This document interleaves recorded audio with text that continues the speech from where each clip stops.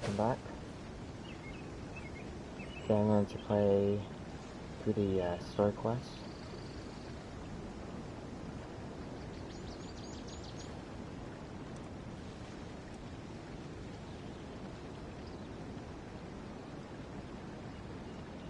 If my calculations are correct, Wanwen Bookhouse is due to receive a batch of new releases today. Might we add a small detour to our adventure?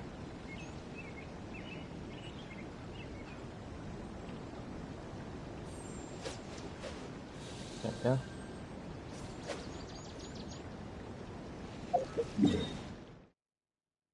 So I need to go back to Sumeru City.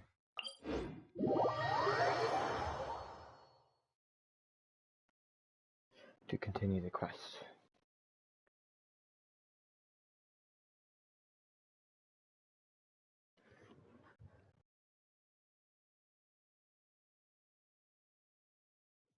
We didn't miss the Sumeru's festival, right? Let's hurry and find Dunyarzad. Paimon thinks she must be around the Grand Bazaar, since she showed us around there last time.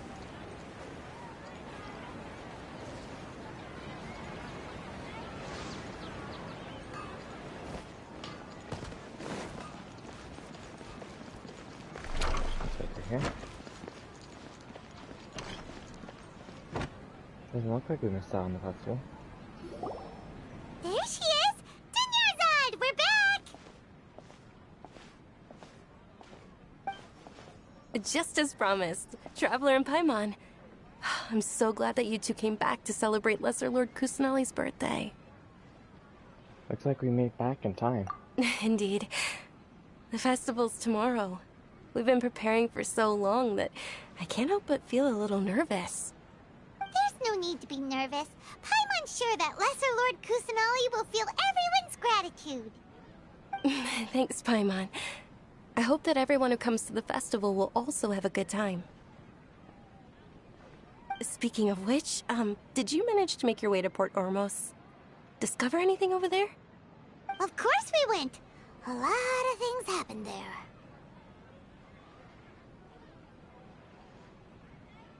Unfortunately, we didn't find any new information on Lesser Lord Kusanali. Instead, we were only left with more questions. I see. Sounds like you two had another exciting adventure. If there is another chance, I would love to join. My lady, if you went to Port Ormos in your current state, we'd both be in for a lifetime of trouble. Eavesdropping! It's called covert protection. Keeping an ear out for what's going on around my employer is part of the job. It's all right, Dia. I merely said I would like to go. I know better than to think my body could handle it. The festival's tomorrow. I've been doing nothing but causing trouble for you. So Dia, please take some time to relax. I'll be fine. Even when you put it that way, it still doesn't feel right. Don't worry, my guardian knight. Okay, fine, but only tonight. Tomorrow's a big day, and many no-good scumbags are gonna try to take advantage of that.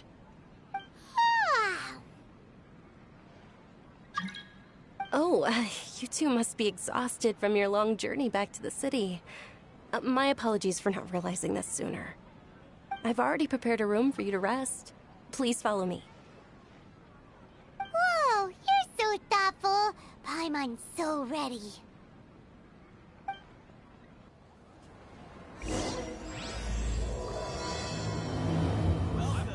The more with a thousand more, thousand rows brings. Let's see. Looks like we got.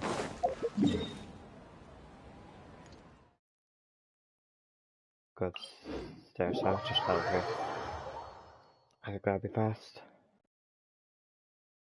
Besides, maybe the link screen. Yeah. This allows me to basically be right at the very top.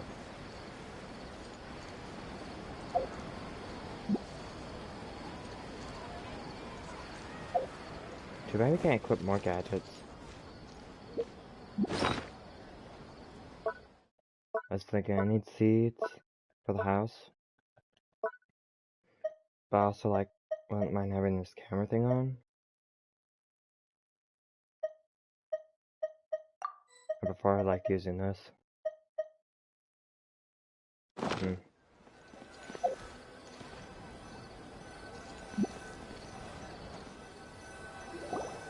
Here we are. It's also fairly close to where I've been staying. It looks really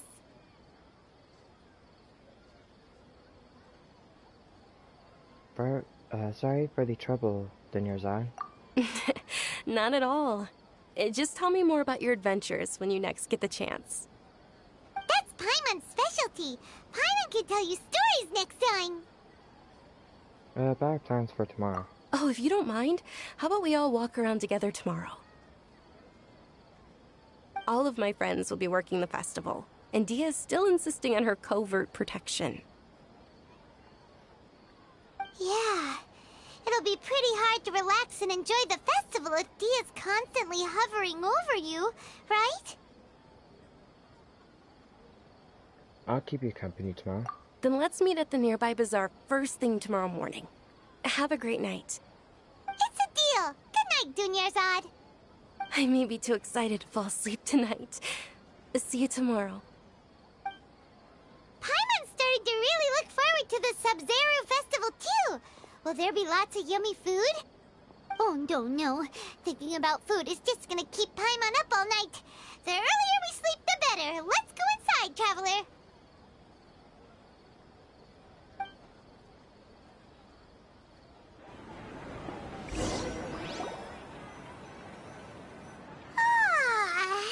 Did we oversleep?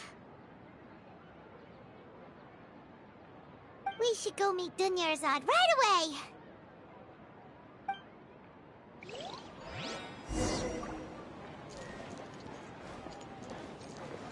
It'd be very hard to sleep here.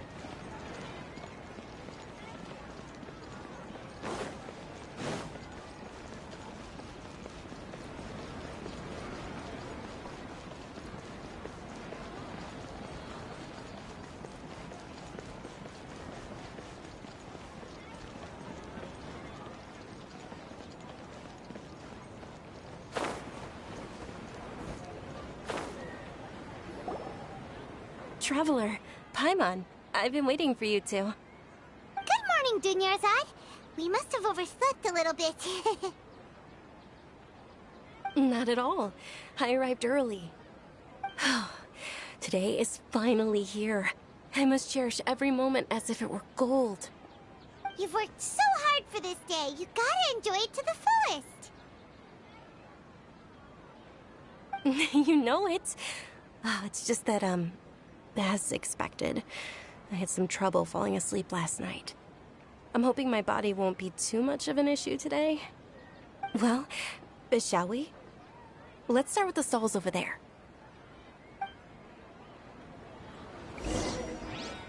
Many vendors came out of the blue to support the event, and they insisted on covering costs themselves.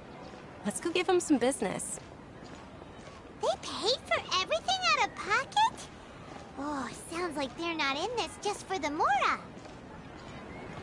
They all said that contributing to a lively festival atmosphere is more important than money. Especially since we don't often get to celebrate Lesser Lord Kusanali's birthday. Specializing here. Set my team. Well, I got Colette at 40, so she won't be very helpful. There's still a long road. Ooh, they're selling food. This is a stall offering foods from the Haftmewa feast. Oh, you could tell straight away. I thought most people nowadays wouldn't know. Mushrooms, flowers, and all kind of fruit? It's all vegetarian stuff. Oh, Paimon's a little disappointed. So, what's the Haftmewa feast you mentioned just now? It's another Sub-Zero's festival tradition. People used to set their tables with 7 different foods. Generally speaking, the most common selections are foods like Rukashifa mushrooms, lunar lotuses, Sumeru roses, sunsettias, capulatas, hara fruits, and zaytun peaches. So, the Sub-Zero Festival is a vegetarian holiday? You don't have to be a vegetarian to enjoy the spread. We just use the 7 foods to symbolize the 7 virtues of the Dendro Archon. Wait, but if that's the case, if Sumeru uses vegetarian food to represent the Dendro Archon, then wouldn't the Pyro Archon's festival be full of food like roasted fowl, juicy meatballs, grilled steak? Oh, Traveler, we have to go to Natlan as soon as possible! It's like the first time I've heard of I it. hope your wish comes true one day, Paimon. Thanks! Alright, how about we also check out some of these other stalls?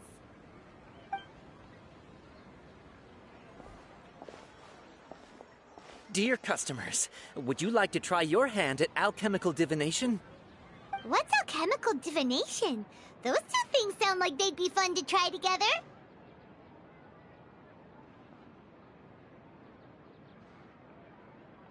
Hello. Just been working on some of this story quest. Right? I thought the same when I first heard about it. Yes. It is said to be a mysterious craft invented by none other than Lesser Lord Kusanali herself.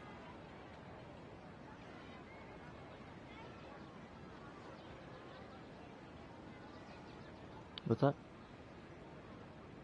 Oh. Oh yes, Cookie, I see. Yeah, I like your name. That's probably my favorite look for the character. You're a new fan of the game?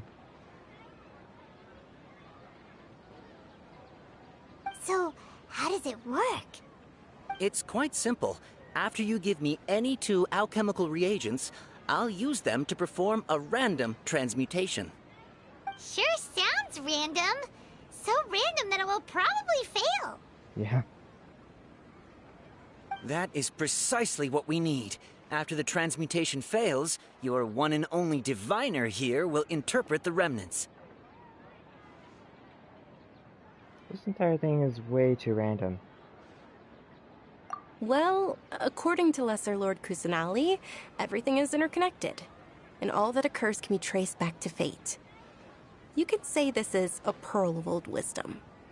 Why does everything sound so much more credible when Dunyarzad says it? Are you guys working together? So that's the true wisdom behind it. This young lady sure knows her stuff. So, how about it? Want to give it a try? Alright, I guess we can give it a go. Let's see. Rock, I have a lot of. And, oops. Oh, I guess that works. This is the same ingredient. Okay, one moment. It's the moon. Paimon wants to take a look too! Is it? It looks more like a pie that Paimon bit into. Generally speaking, the moon signifies... It means... Wait a moment. He forgot. Is he really looking it up in a book? Oh, I remember now. It means illusions and lies. Illusions and lies? That sounds rather ominous. Yes, but this book says that if you trust your intuition and overcome your fears, the sun will surely rise. He's not even trying to hide his book anymore. Naturally, fate will only ever show you the beginning of a journey. It is up to you to forge your own ending. Oh, thank you so much. I'll keep that in mind. Oh, it's nothing. I'm just learning as I go. Guess that was still pretty interesting. Okay, on to the next stall. They say the Sub-Zero's festival was very lively a long, long time ago. Large flower carriages used to parade through the city, As they headed towards Port Ormos, people would throw flowers, candy, and liquor all along the way. Dunyarzad's eyes are sparkling right now. I wish I could have seen that spectacle.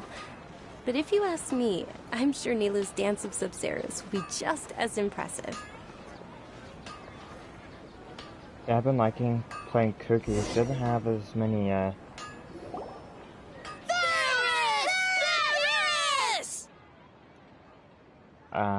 don't know, like tails and stuff. Ribbons. So it has that little bit of, like string on the side. Most of the characters have, like, a tail of some sort. And she's one of the characters that doesn't. Attention! Soldiers, fall into formation if you want any Yalda candies.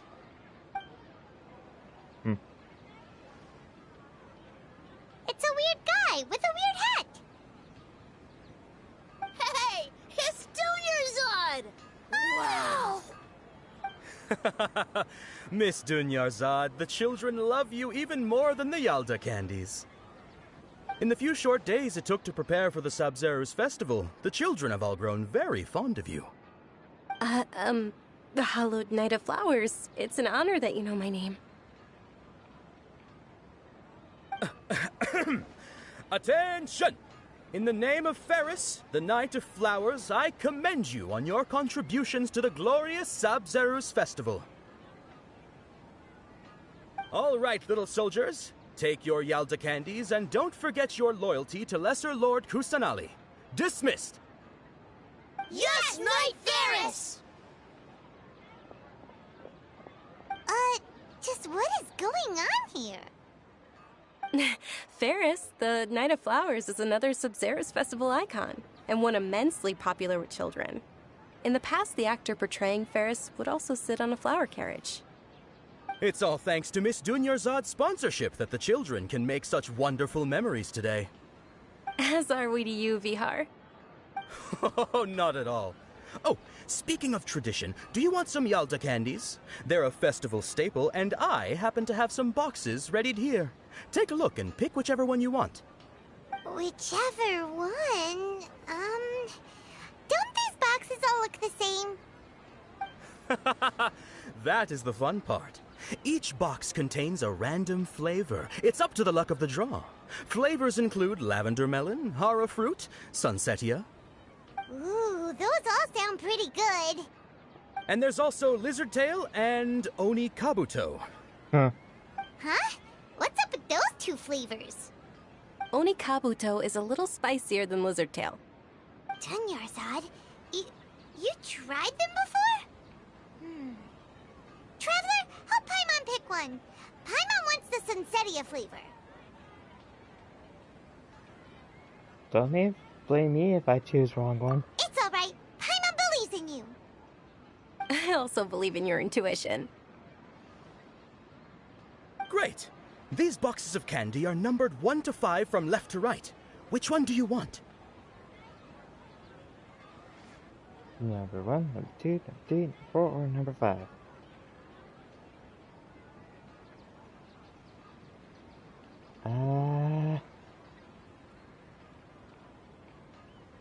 Let's pick 2.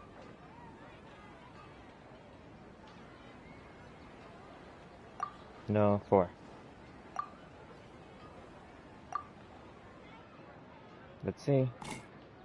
Excellent work! That is indeed Sunsetia.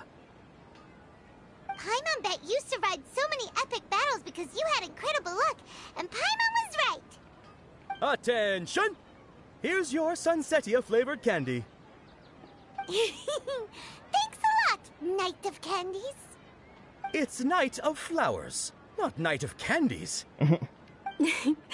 Paimon really wilted the carriageless Night of Flowers. They all basically sound the same. We got our candy, so let's keep going. Actually, I just remembered that I left something behind. Since you're here, can you come with me to get it? Sure thing. Dunyarzad, you probably forgot that because you're so excited about the Sub-Zero's festival. How embarrassing.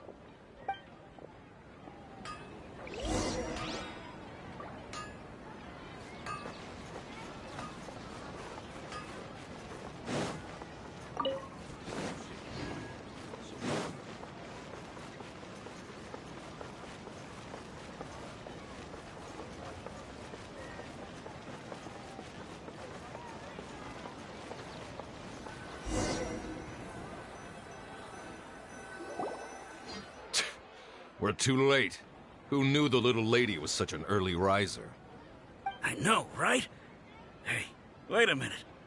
Boss, isn't that her? Oh, that most certainly is. We're in luck. She's walking right into our clutches. Do they not know us? The Traveler and Paimon? Those Eremites don't look like they're up to any good. Who are you? I don't believe the Homayanis hired you. That's right. We haven't received any of their Mora, but I wonder how much the Homayanis would shell out to get you back. They're a gang of kidnappers! Traveler, hurry and protect Dunyarzad! We'll be fine. Hey, did you scumbags even consider that the Homayanis might have hired a merc that outclasses you? Uh-huh. You're... Dia!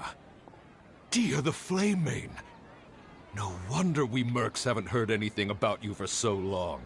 You sold your unruly mane to the highest bidder. Don't speak so disrespectfully. My family started working with her as gratitude for her past kindness to us. Don't worry about it, my lady. Just some friendly banter between mercs. One punch and those rabid dogs will expose themselves for what they really are. Aren't your claws all dull by now? Don't get too cocky!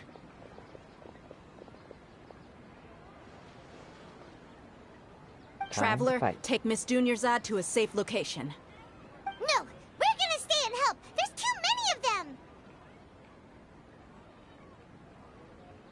We can't guarantee anyone's safety here. You're right. All right, fine. Please be careful, Dia. Don't waste your time worrying about me. This is my job. Look out for yourself. After I've wiped the floor with them, I'll go find you all.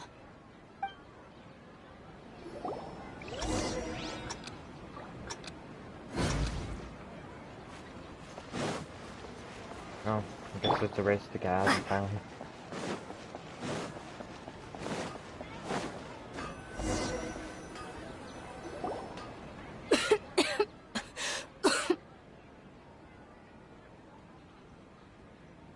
Dunyarzad, are you okay? You look a little pale. Are you in shock? I'm fine. My body always reacts like this whenever I exert myself too much. You sure you're okay? I'll be fine after some rest. I'm more worried about Dia. After all, none of this would have happened if I hadn't insisted on coming out today. Don't worry. She's tough. Yeah, don't worry.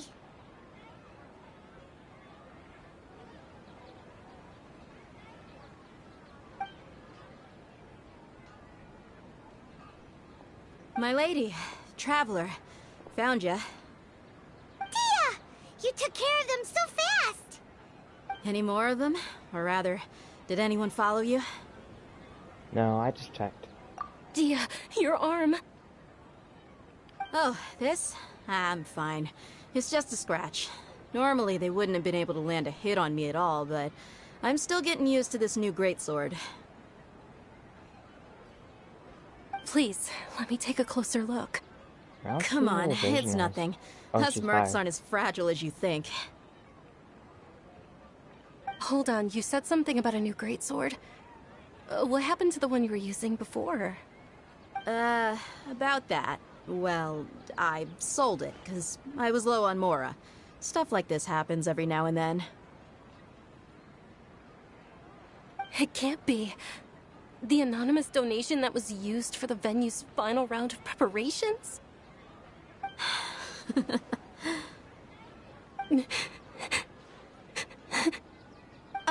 Hey, Miss Dunyarzad, I wasn't trying to make you cry, and I'm not gonna lose my commission because I made my employer cry, am I?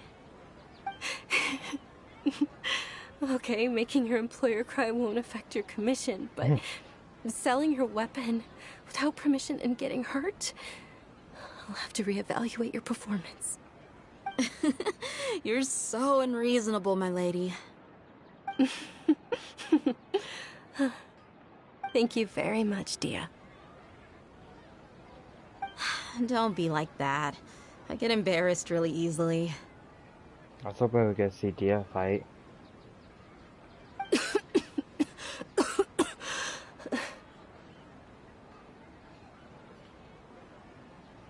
you feeling unwell again, Dunyarzad? My lady, your condition. Traveler, can you take her somewhere to rest? I'll look around the area to make sure we're safe from an ambush. Leave it to me. Truly, I'm sorry for the trouble, everyone.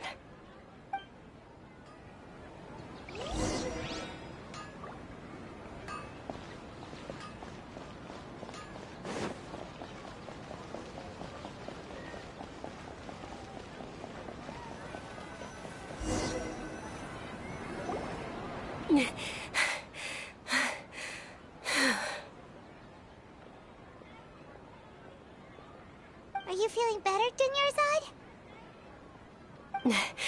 Yes, much better. Just give me a few moments and I'll be good to go.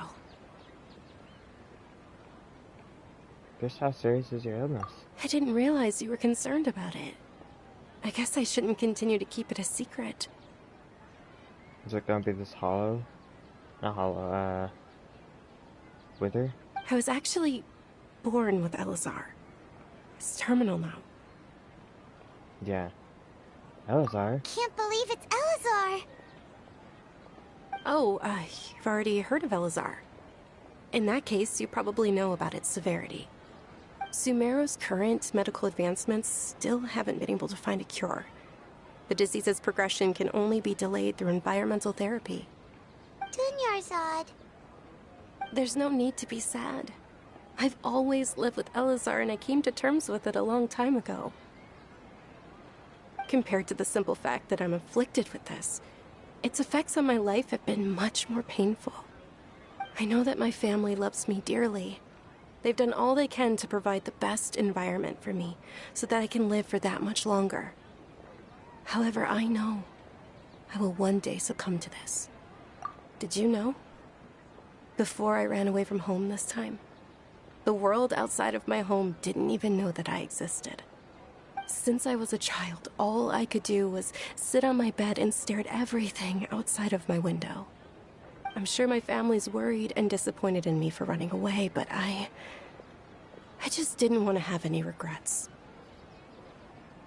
I wanted to meet other people. To me, there's nothing more beautiful than being able to meet and speak with others. Not to mention the incredible time spent preparing for the festival. The joy on everyone's faces here, and all the support I've received from friends like Dia. This way, when my final day does arrive, it will be less sorrowful. At the very least, many people will remember that I once existed in this world, right? Don't say that. You'll have a happy time yet to come. You still have happy time yet to come, okay. As long as you don't forget Paimon. Paimon also won't forget about you. No. Even if you forget Paimon, Paimon will still remember you. Thank you two so much. I apologize for the depressing conversation. This is out of character for me. To be honest, Lesser Lord Kusanali gave me the courage to do all of this. If it weren't for her encouragement, I wouldn't have taken that first step. You're already so strong for never giving up. Thanks.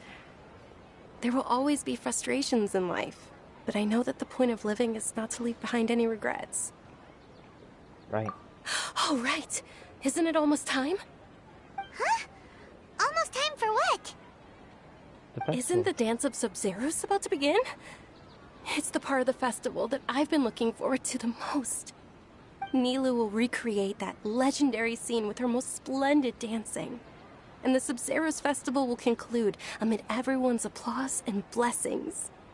And with that, my wish will also...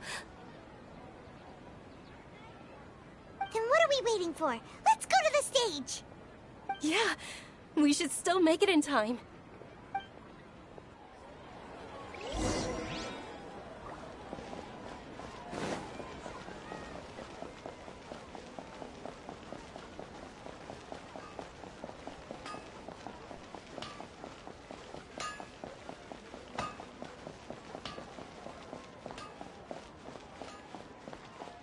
Here. There we go.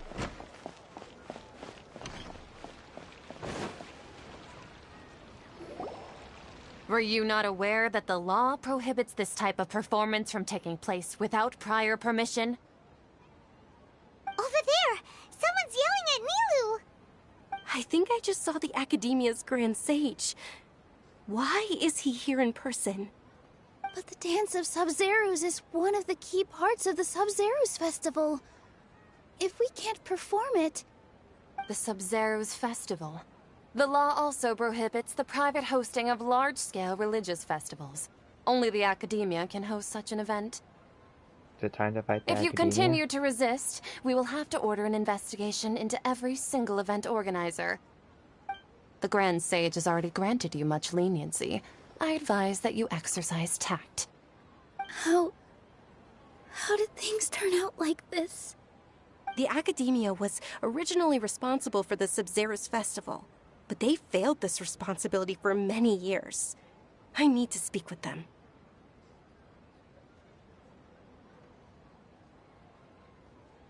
If we force our hands too much, the situation might get ugly. This is a hard pill to swallow, but you're right. Things would only get worse. Art, dance. Aren't you ashamed of pursuing such frivolous and meaningless activities in this land of knowledge and reason? Our Archon created the utopia that is Sumeru City for all scholars who sought validity, verity, and truth, while people like you wish to defile it. No. I believe that our Archon never rejected the arts. Even the goddess of flowers dedicated a dance to her. With your lack of intellectual credentials, I do not believe you are qualified to debate with me. What you should be doing is finding workers to tear down this ridiculous eyesore.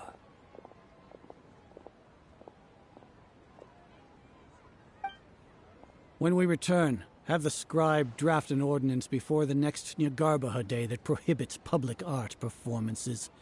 We will announce it to the public later via the Akasha. Understood. I will inform him when I return.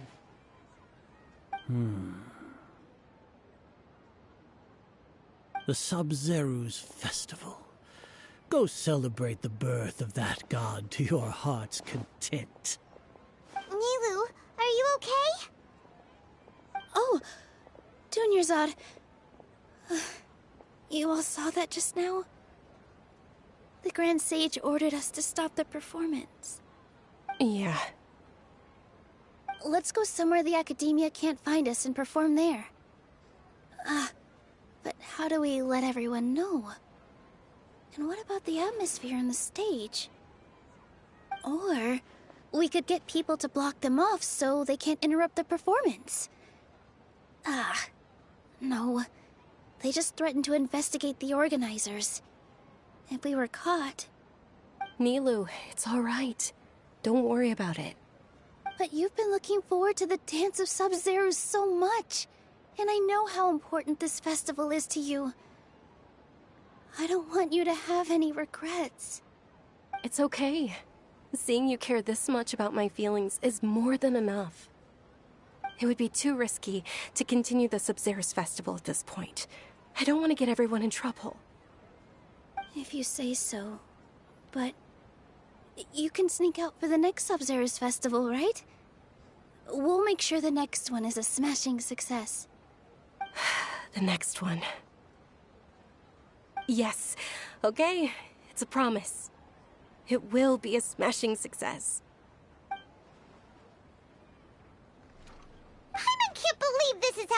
turned out.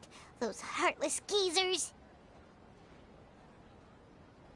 Should we try to think of another way? Like destroy all of it? It really is okay. There's nothing we can do about it. Still, I'd be lying if I said I had no regrets. I would have loved to see Milu's dance.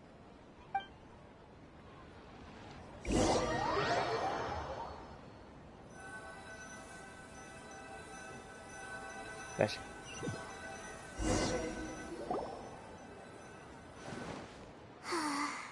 A lot happened today. It's a shame the festival ended the way it did. Nilo and Dunyarzad promised to make the next Sub-Zero's festival a success, but Dunyarzad is running out of time. This may be a regret that can never be resolved. Yeah.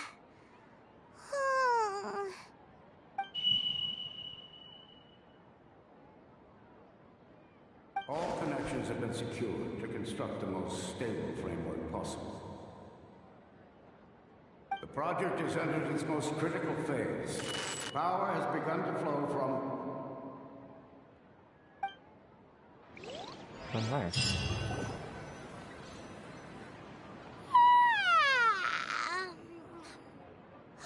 Oh, we're gonna be late! It's all because you wouldn't get out of bed! We should go meet Dunyarzad right away! Okay.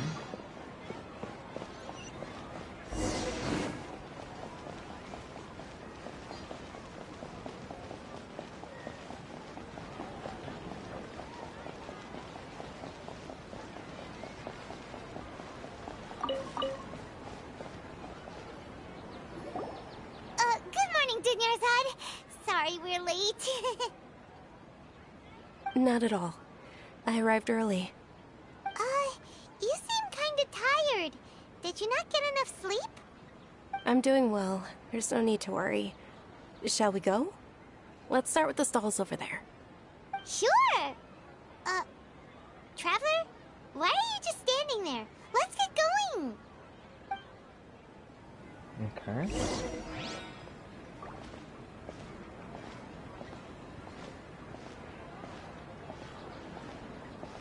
Ooh, they're selling food over that way! Let's go take a look!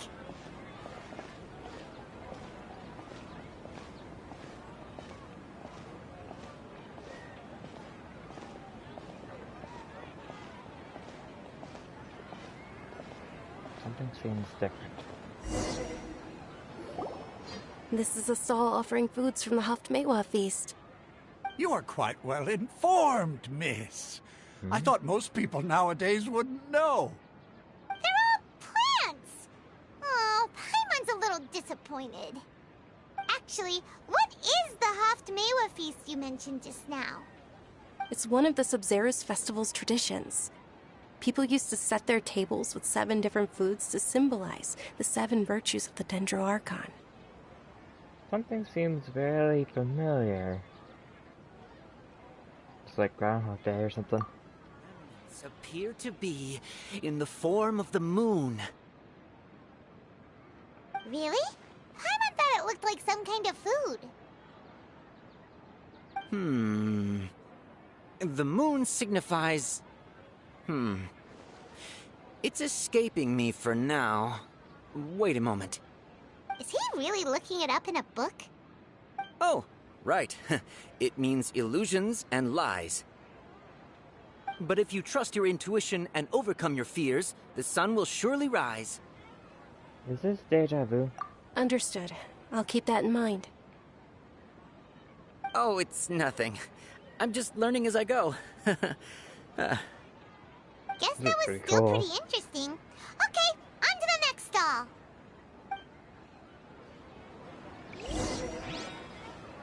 So, where to next?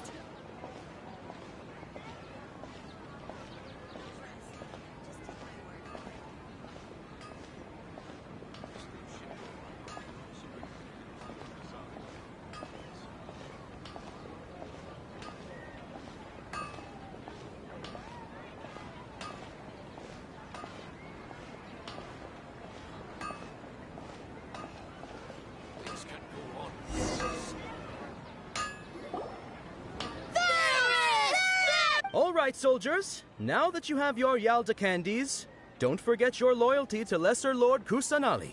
Yes, Knight Varys! What's going on? Is this a play?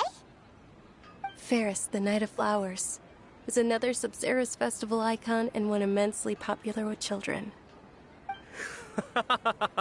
It's all thanks to Miss Dunyarzad's sponsorship that the children can meet the Knight of Flowers. Oh, do you want some Yalda candies? I happen to have some boxes readied here. Take a look and pick whichever one you want. What's to pick? Don't these boxes all look the same? Ooh, how interesting. And there's also Lizard Tail and... Ugh, why do those flavors even exist? Traveler, help Paimon pick one. Paimon wants to eat the Sensetia flavor. Great! These boxes of candy are numbered 1 to 5 from left to right. Which one do you want? 2. It's definitely number 2. Ah, excellently chosen. Number 4 is indeed Sunsetia. I thought I chose 2. Paimon bet you had incredible luck, and Paimon was right. Just now, did I really mean to choose number 4? It felt like my body just subconsciously reached for it. Huh? Are you saying that you instinctively chose the right box? But now that you mention it, Paimon also had the feeling you'd choose the right one. Is that kinda like what you felt? Why do I keep on having this sense of deja vu? Maybe we didn't sleep very well last night. Or maybe we slept too much. I'm sorry, Dunyarzad, but I need to leave for a moment. Oh, sure. Huh? Where are you going? You're just gonna walk off like that?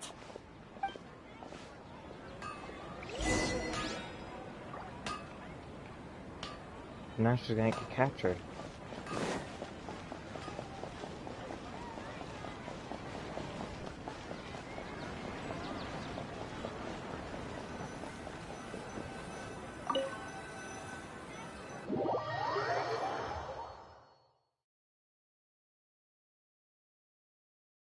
That would be bad.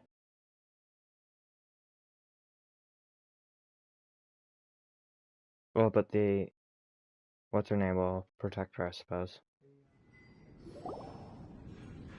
A feeling of deja vu? Oh, Paimon knows what that is. It's when you feel like you've already experienced whatever is going on. Yep. In that case, Paimon also felt something like that today. But that's just our brains playing tricks on us, isn't it? So why'd you run here in such a hurry?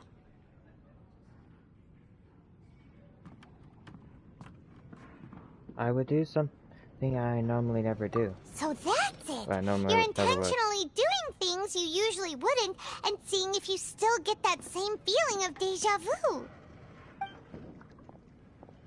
Welcome, you two. Are you here for lunch? What would you like to eat? As I was thinking, one coconut chocolate cake piece. Got it. You don't look like you're from these parts, but I gotta say, you've got good taste. I'll give this order to the kitchen.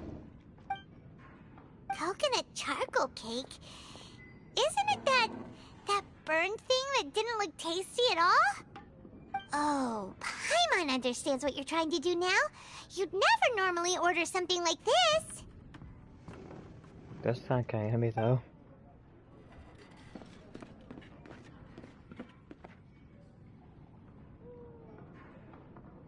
That thing? Are you really gonna eat it? Isn't this going a bit too far? Here goes.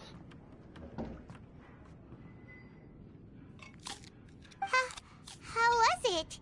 The look on your face is telling Paimon that it tasted awful. No, it actually tastes really good. Then, you mean...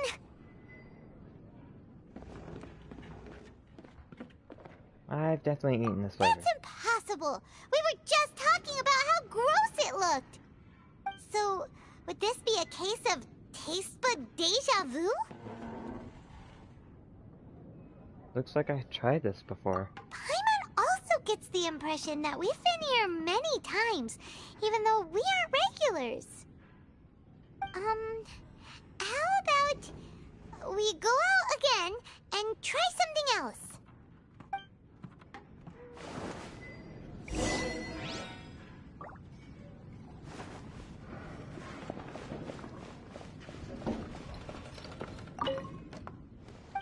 Let's see, can I buy that now?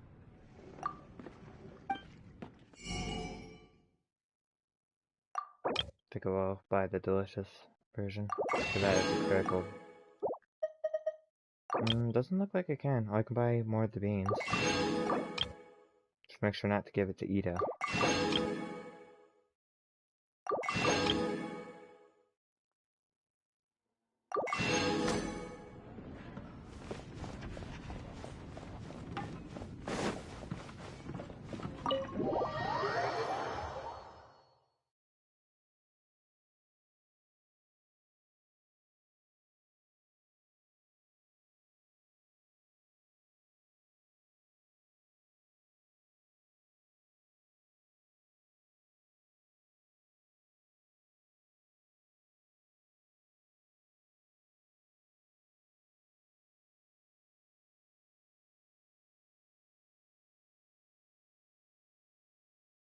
Wonder what we're going to do next.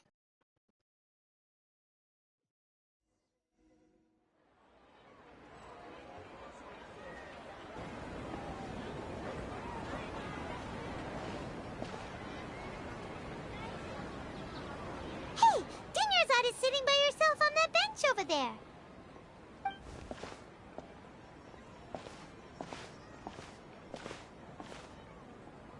What a coincidence, Dinyarzad. We meet again. Why are you sitting here all by yourself? Oh, I ran into some kidnappers just now, but thankfully Dia came to my rescue. I started to feel unwell after that, so I sat down here. Kidnappers? Oh my goodness, are you hurt? I'm okay. Dia's arm got scratched, but it isn't serious. Whew. That's a big relief. But, Dunyarzad, you seem a little down today. It's the Sub-Zero's festival, and you've been looking forward to it so much. Not at all. I've always been like this. Excessive physical exertion or strong emotions tend to aggravate my illness. Besides, no matter how amazing today may be, it is but a single day. After however many more days, my time will come to an end. Hello. Just playing through the Archon quest. Again. Paimon doesn't quite follow you, and Paimon Still? feels like something's really got you down right now. This is my first time. I was just making a joke. I'm so sorry for leaving you behind earlier. It really is fine. I don't mind.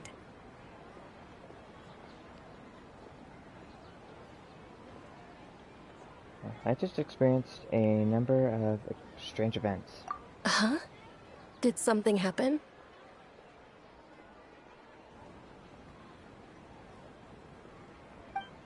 Dunyarzad, have you ever felt deja vu? You know, like when you've already experienced something that's happening right now? Deja vu? No. But my days have been the same for years now. Even if I were feeling deja vu, I suppose I would already be used to it. Oh, Paimon sees. Then, is it only the two of us? It's almost time. Huh? Time for what? Nilou's Dance of Sub-Zeros is about to begin. Let's go.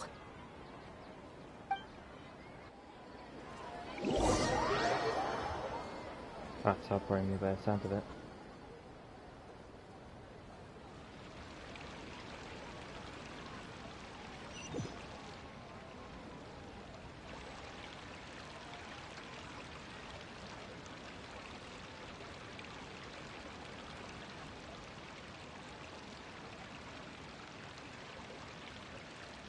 With your lack of intellectual credentials, I do not believe you are qualified to debate with me. What you should be doing is finding workers to tear down this ridiculous eyesore. When we return, have the scribe draft an ordinance before the next Nyagarbaha Day that prohibits public art performances. We will publicly announce it later through the Akasha. Understood. I will inform him when I return. The Sub-Zeru's festival. Go celebrate the birth of that god to your heart's content.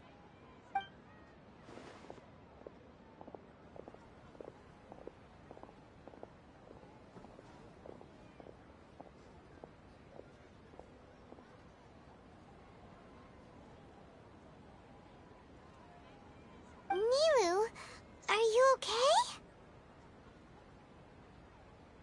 Oh, Dunyarzad. The Grand Sage ordered us to stop the performance. It's okay. There's nothing we can do about it. But you've been really looking forward to this. I don't want you to have any regrets. It truly is unfortunate, but I don't want to cause trouble for anyone. Didn't the Grand Sage say that he might investigate the organizers? True, but... well, okay. I'll just have to try again next year. The next festival. I probably won't be around by then. Wait, what did you just say? No, nothing. I'll be heading back to rest. Thank you for your help, everyone. Paimon can't believe what those heartless geezers did!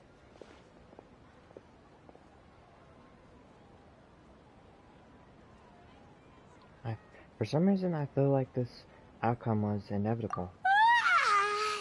Did Dunyarzad already go back? We should also return and get some sleep. So,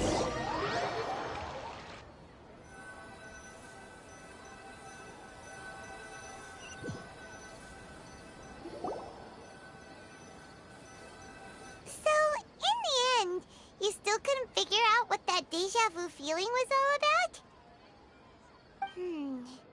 Maybe it really was because of exhaustion. I hadn't thought about it, but my head does feel very heavy. Same here. That's why Paimon stopped thinking about it halfway through the day. Then, how about we settle in and get a good night's sleep? For now, we can chalk things up to exhaustion. We could do more thinking tomorrow.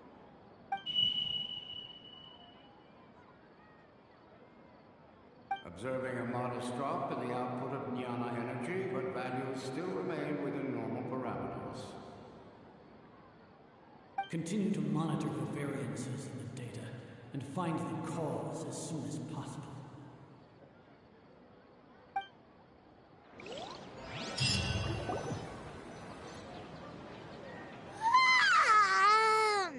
Why does Paimon feel so tired after so much sleep? Anyway, we should go meet Dunyarzad right away. Again?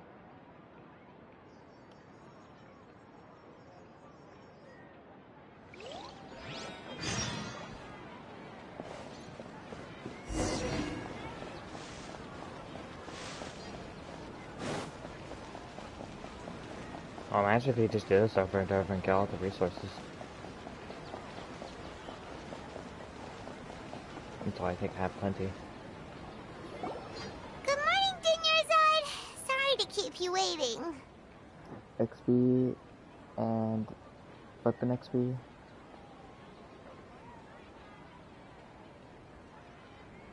I just got some XP a second ago. Yeah, XP books.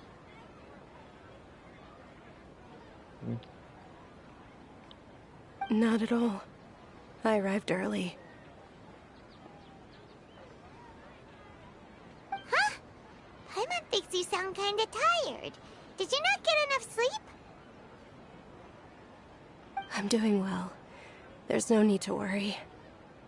Shall we go? Let's start with the stalls over there. Great idea! Let's get going! Traveler?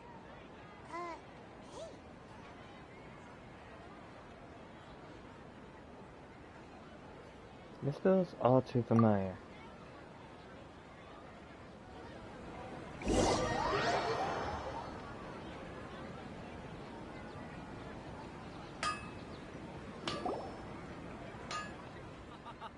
It's all thanks to Miss Dunyarzad's sponsorship that the children can enjoy the Sabzeruz festival.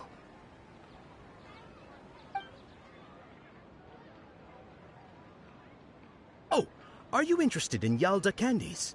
I have some boxes of candy here. Pick whichever one you want. Not much of a choice. All these boxes look the same. It's not that simple. Each box contains a random... They all sound pretty tasty. And there's also lizard tail... Huh? What were those last two? She'll help me choose. Paimon wants to eat the Sunsetia flavor. No problem. These boxes of candy are numbered 1 to 5 from left to right. Which one do you want? Number 4. Oh, I like your confidence. No hesitation at all. Oh, congratulations! Number 4 is indeed Sunsetia.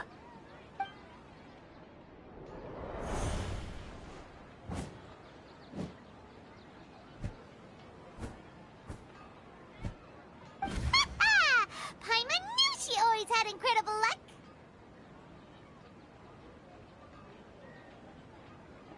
Number 1 is lizard tail, number 2 is horror fruit, number 3 is lavender melon, and number 5 is onikabuto.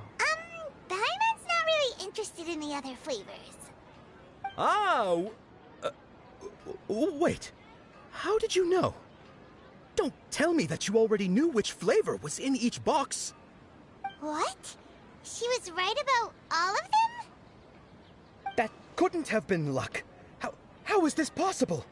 I packed all those boxes this morning, and they've been sealed ever since. You couldn't have known beforehand. Mind reading? X-ray vision? Or some kind of magic trick? This is way too freaky. Tell us what's going on. Since when did you get superpowers? Traveler?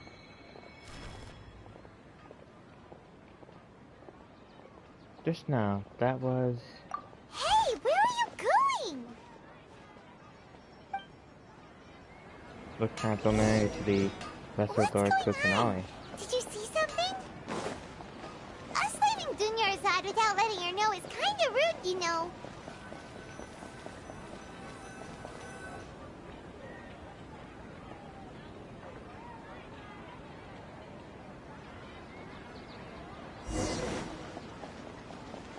Follow the familiar figure.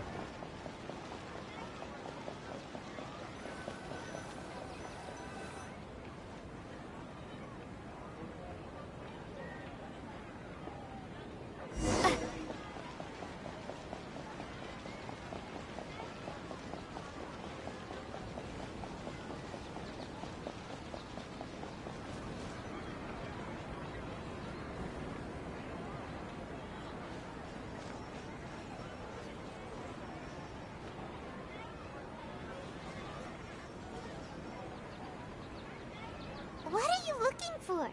Why did we come here?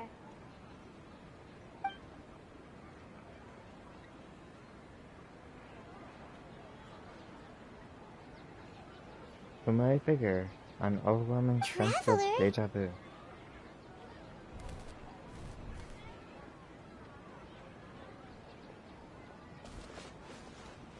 Over there. That's...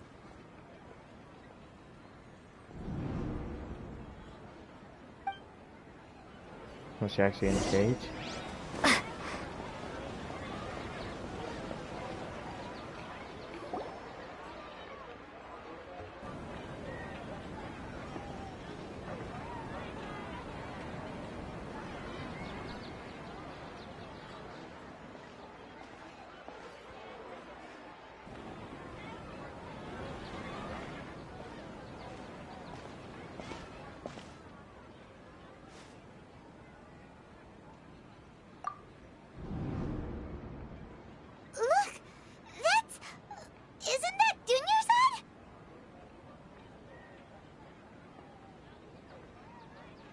What? What's happening here?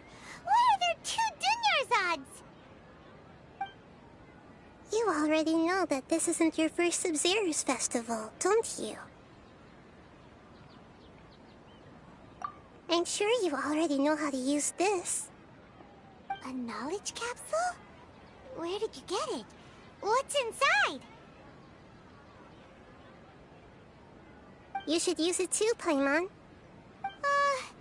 You know Paimon? Let's use it together, Paimon. Well, this seems kinda sketchy, but Paimon feels like this is what we should do.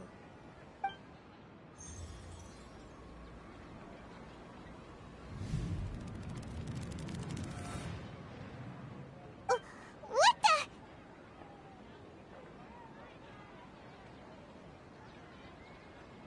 Memories? This is our 20th time at the Sub-Zero's festival? Huh? No. The 30th? 40th? Just how many times have we been to the Sub-Zero's festival? Have we been trapped in a single day? If it weren't for you, we wouldn't have even realized. What the heck was inside that knowledge capsule? Your memories are still scrambled? Try your best to remember. This isn't the first time we've met, and I answered that question a long time ago. Let Paimon think. Oh, it's coming back. Meeting you was the real catalyst for restoring our memories, and the knowledge capsule was just your means of showing our minds the way. What about everyone else? Why are you only helping the 2 of us? Your sense of deja vu is stronger than everyone else's, yes? As for an explanation, you two received the blessing of Dendro, and you also have special, sensitive constitutions. It was as if a single sheet of paper was separating those memories from your consciousness. What's wrong with Dunyarzad over there? A familiar question. I think this is the 7th time you asked that. As you can see, she isn't doing well. You probably sensed it too. The Dunyarzad you were just with is different from the first Dunyarzad you met. That first Dunyarzad is in front of you right now, and she doesn't have a lot of time left. What I need to do right now is break out of the cycle? Looks like you're almost done sorting out your brain. Oh yeah, I'm Nahida. I know, you introduced yourself before. Good, you passed the test. What's happening? You can awaken our memories, and you seem like you know what's going on. Oh, wait, please don't tell Paimon even you don't know. Everything in this world runs in a loop. This cycle is called a samsara. You, me, and everyone else are all stuck inside a one-day samsara. As for the truth, that's on you to find out. If you were told the truth instead of discovering it yourselves, it would literally blow your minds. I don't know how you'd be after that. I can only give you surface-level help, like bits of information and subtle hints. For the rest of the time, I'll be doing all I can to slow down Dunyarzad's illness. She looks like she isn't doing well at all. Her illness gets worse after each Sub-Zero's festival. If we can break out of the samsara, I might be able to save her. But as things are right now, she's just a small bird in the sky that's about to lose its last feathers. All I can do is raise a gale to delay her fall. You sure love to use weird analogies. Analogies are wonderful tools. They let you use existing knowledge to understand unfamiliar things. Okay, so, with what you know so far, what do you think the truth is? Let me collect my thoughts. When you enter a state of contemplation, you can choose any text entry to interpret it. This interpretation process involves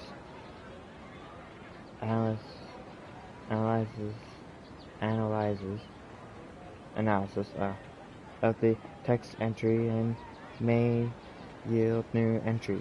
Once interpreted, you may submit that text as a conclusion. Some text entries can be associated with one another once interpreted. Select associates to choose the other text entry, then select trigger associations. You can gain new text entries by performing accurate associations. If one of the text entries on the current page can be used as a conclusion, then select the entry before choosing Submit Conclusion.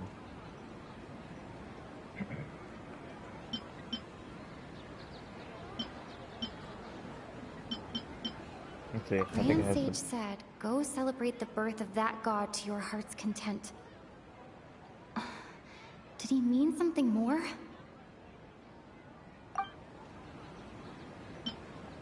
We've already experienced the Sub-Zeru's festival many times, and the day of the festival seems to be in a perpetual samsara. The moon, illusions, and lies. What do they all mean? What's happening right now seems to have happened before. This feeling has been getting stronger and stronger. My mind feels exhausted, even though I haven't done too much thinking. What is going on?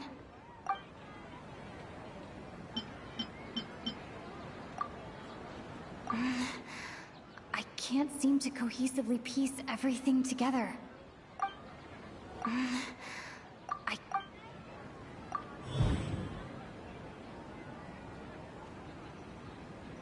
Time loop? That should be it. The flow of time is endlessly cycling within one single day.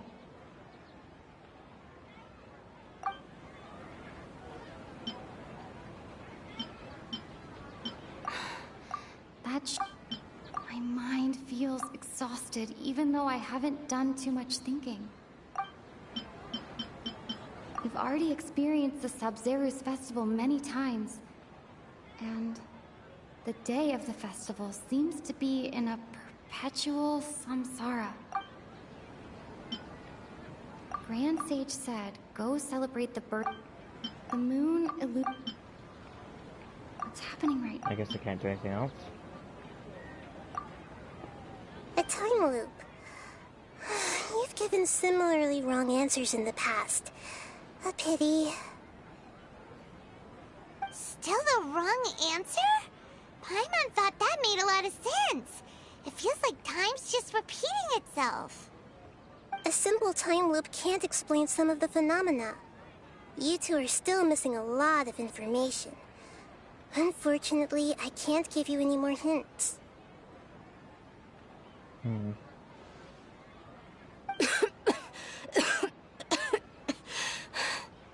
Dunyarzad. The Sub-Zeru's festival is happening every day, but that doesn't mean we can waste an infinite amount of them. Hurry and find the truth before today's festival ends.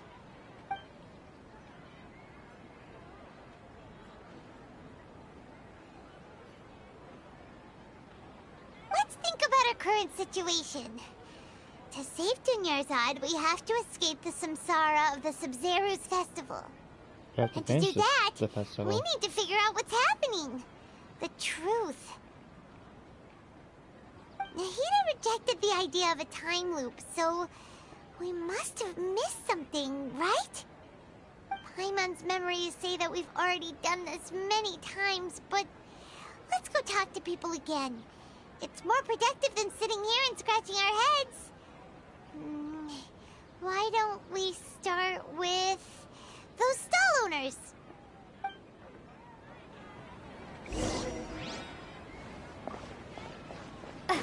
I don't want to start with the academy.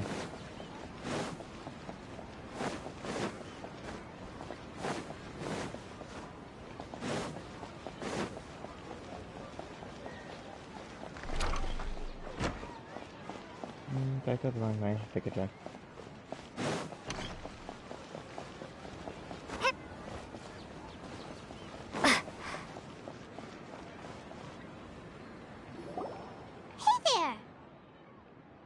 Hey, it's you guys again. Where's your cultured friend? She's feeling a little unwell. I see. Did you come back to buy something? I guarantee the freshness of my products. I harvested them from the forest just yesterday. Have you thought anything strange lately? Or do you ever feel like you're reliving the same day? Huh? What brought this about? I hurried back from the forest yesterday, and I'm selling produce here today. I haven't felt anything strange. To put it another way, if you really think about it, was yesterday truly yesterday? Did you actually come back from the forest yesterday? What kind of philosophical nonsense is this? Are you two daydreaming? Didn't you know that no one dreams in Sumeru? Go somewhere else if you want to find someone to daydream with. Right through the daydream club that's here, I think. He actually has a point. Is this a dream? Is everyone dreaming? No one dreams in Sumeru. True. It's so weird that people here don't dream. Why is that? Anyway, if this all really were just a dream, we would have woken up a long time ago. Let's keep asking around. So I guess the day keeps on going forward. Still, and that's why her illness is continuously getting worse.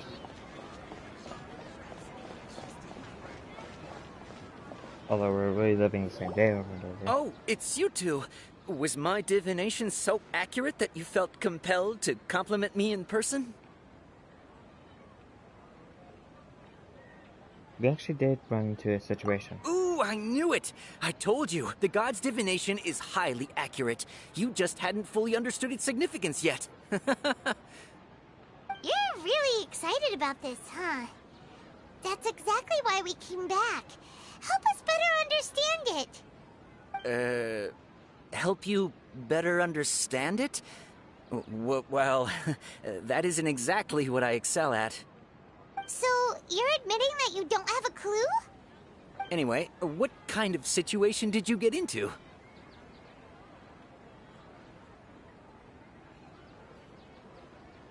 You've actually, divined our fortune many times. Huh? Hold on a second. I thought you guys just lost your wallet or fell for a scam. What you just said, are you serious?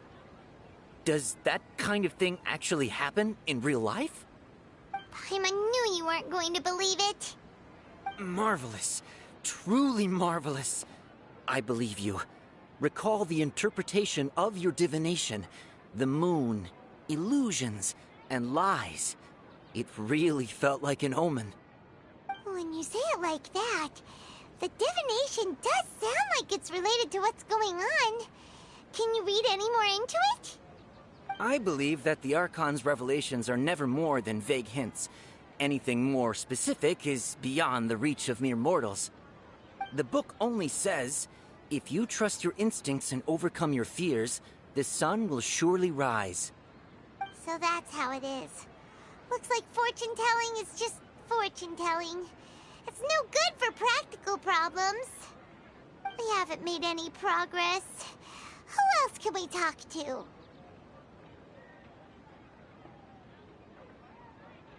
Let's try talking to Dia again.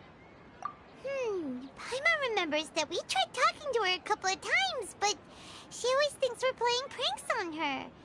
You think she'll brush us off again?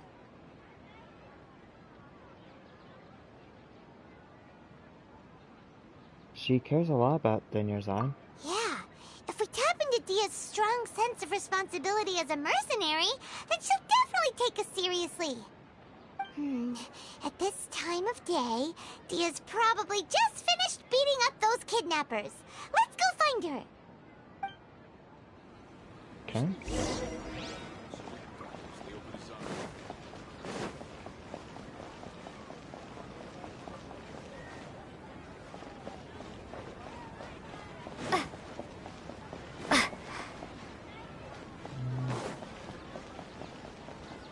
What's over here? I thought it was above me. Okay, there we go. I'm fine, my lady. It's just a scratch. Perfect timing. Both of you are here. Paimon, Traveler, you came at just the right time. Listen, there was a dangerous A gang of kidnappers that just ambushed you. Huh? You saw? Then why didn't you jump in earlier? If someone was protecting Miss Dunyarzad, I could've went all out. Anyway, can you do something for me? You want the Traveler to take Dunyarzad somewhere to rest up while you check to see if there's still any kidnappers around. Did Paimon get that right? How did you know what I was going to say? We need to say something convincing.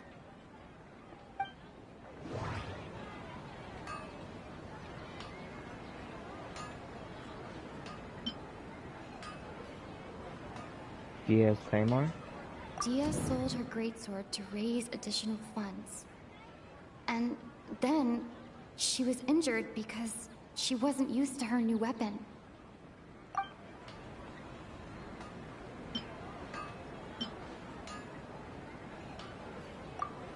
I think that's good. Tell her, Traveler!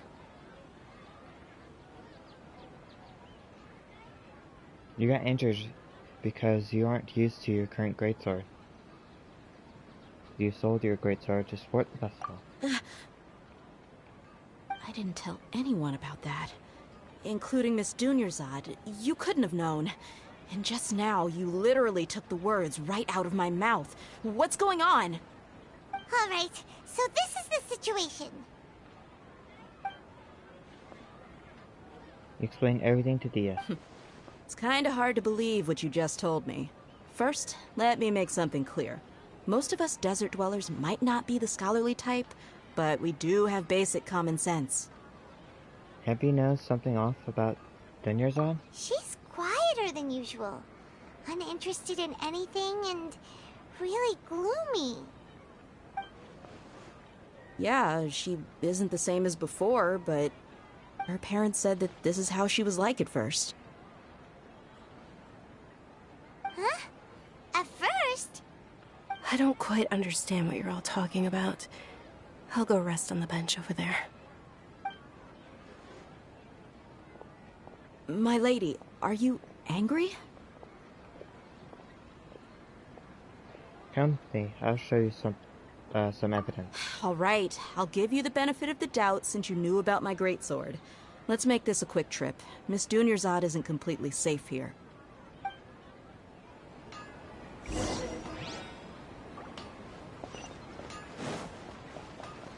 Let's follow this.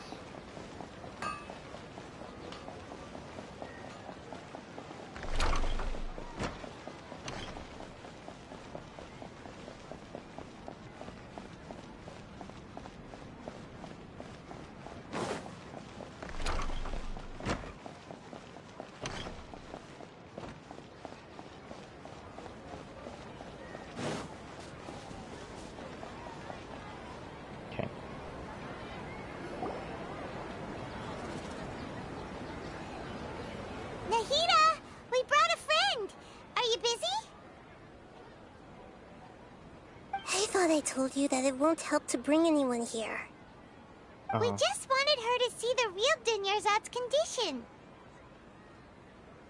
The real Dunyarzad? Where and who are you talking to? Huh? I told you that you two are special. Other people can't see me or Miss Dunyarzad here.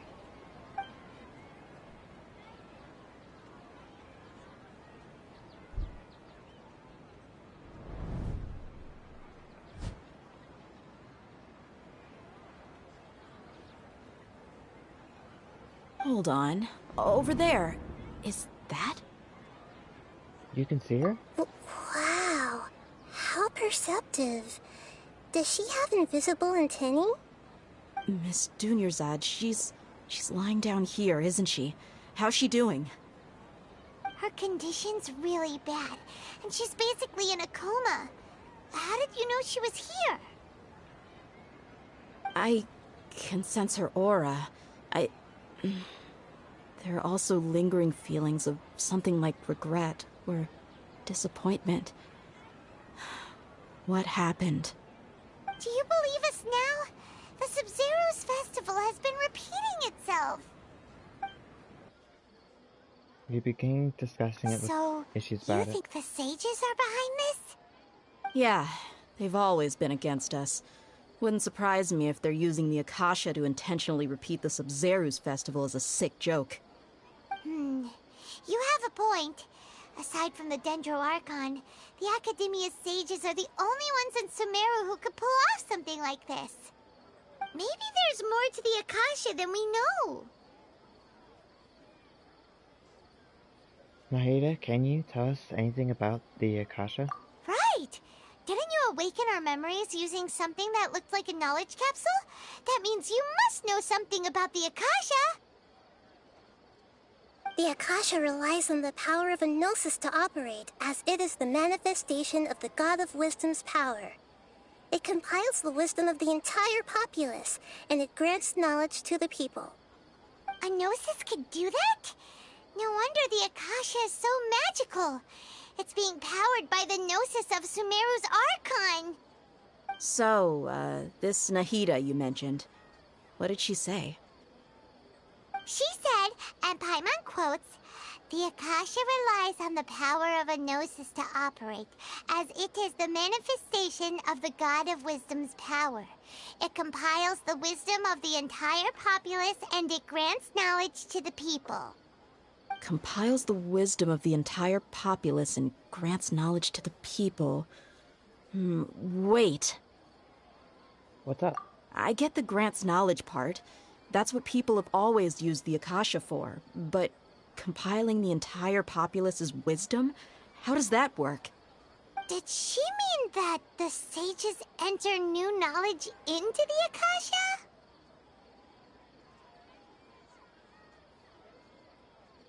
Most information in the Akasha comes from the Ermin soul. Oh, yeah. That sounds about right.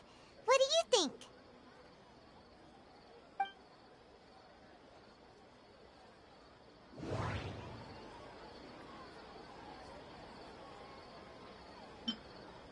Okay, Nahida said, the Akasha relies on the power of a gnosis to operate, as it is the manifestation of the God of Wisdom's power. It compiles the wisdom of the entire populace, and it grants knowledge to the people. People in Sumeru don't dream.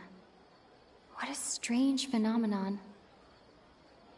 Oh, it might have something to do with the Akasha. My mind feels exhausted, even though I haven't done too much thinking. What is going on? What's happening right now seems to have happened before. This feeling has been getting stronger and stronger.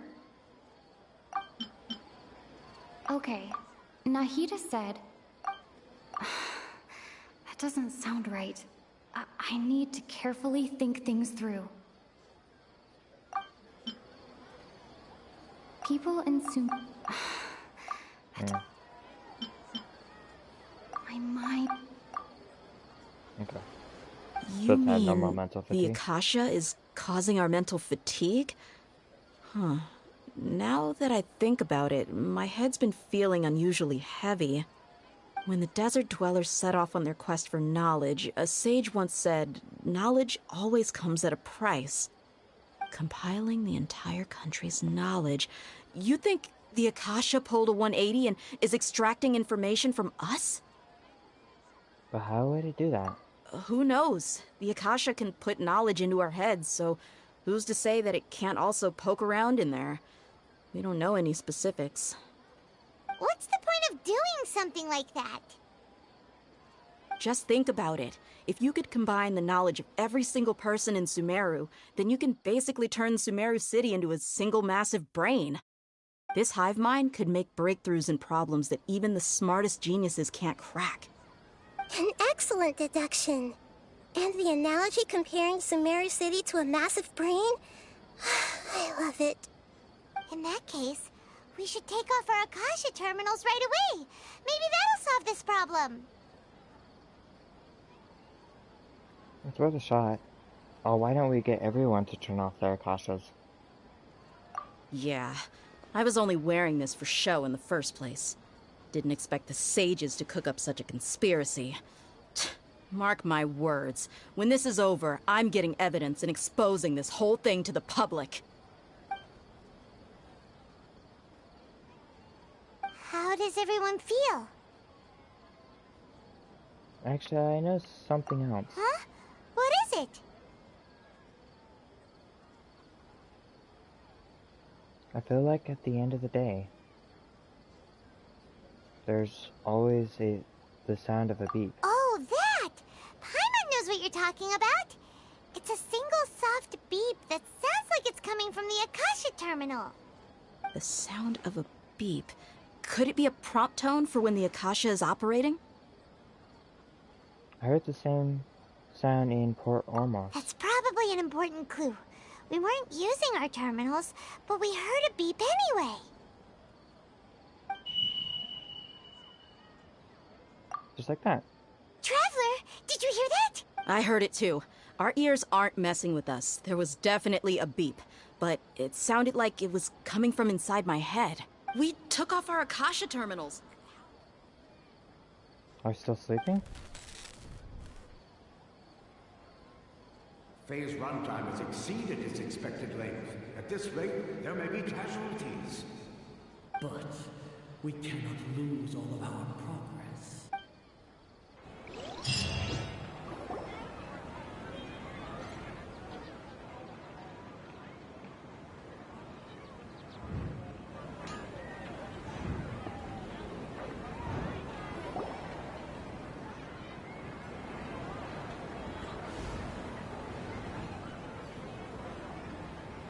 So could all this just be in our minds?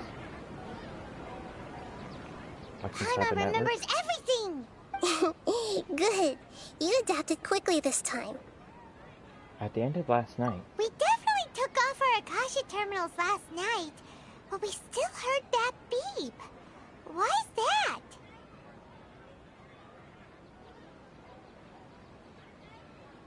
We've been implanted with another form of the terminals? We felt that serving our consciences with them? Connections, I mean? But now we can at least confirm one thing. The Akasha definitely has something to do with whatever's trapping us in this cycle. Oh, Paimon doesn't get it. Why would the Akasha go this far if all it wants is everybody's wisdom? It's extremely difficult for lab rats in an experiment to understand why they're being treated the way they are. If we're lab rats, then what are you? Nihida, you've never told us anything about yourself. I guess I'm the moon. The moon? Wasn't that the result of our divination? Anyway, knowing who I am won't help you get closer to the truth, so you should focus on other things. Don't get distracted and miss any clues. Okay then. Dia helped us a lot yesterday, so let's go find her. If Paimon's reading the time correctly, those kidnappers should be showing up soon. Should we stop them? Oh.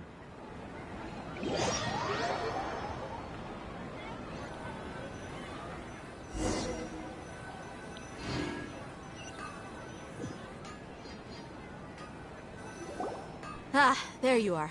I've already taken care of those kidnappers. My lady, did you get hurt? Hold on, something's not right.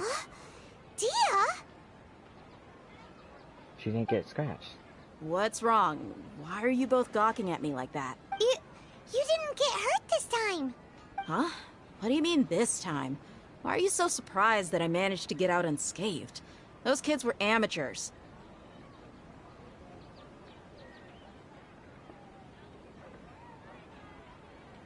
Aren't you still getting used to your new greatsword? How did you know about my greatsword? I haven't told anyone about it. Please, don't tell Miss Dunyarzad. So Dia's lost her memories after all. Did anything feel Anything strange? You already know that I got a new greatsword. If I had to say something, it's weird how such a new weapon could feel so familiar. It's as if I've already used it to fight a countless number of battles. You're saying that although you don't remember using it, your body feels like it does? That's right. Both mercenaries and warriors heavily rely on muscle memory.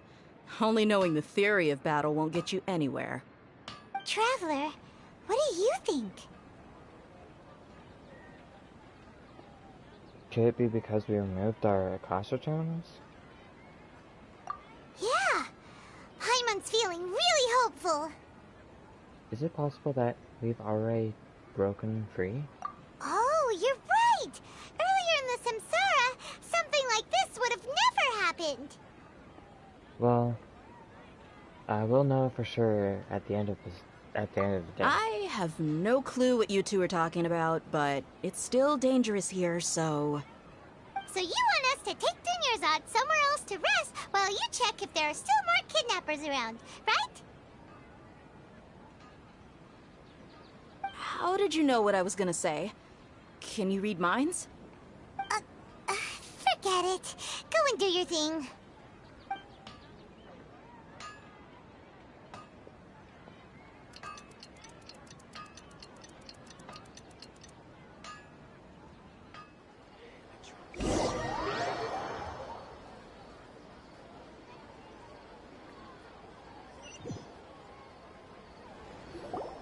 Whew. It's finally nighttime.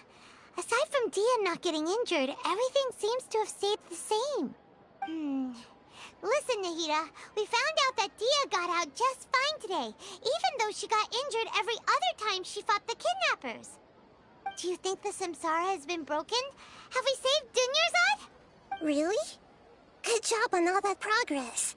Get some good sleep tonight. Hey, what kind of an answer is that? Tomorrow will come.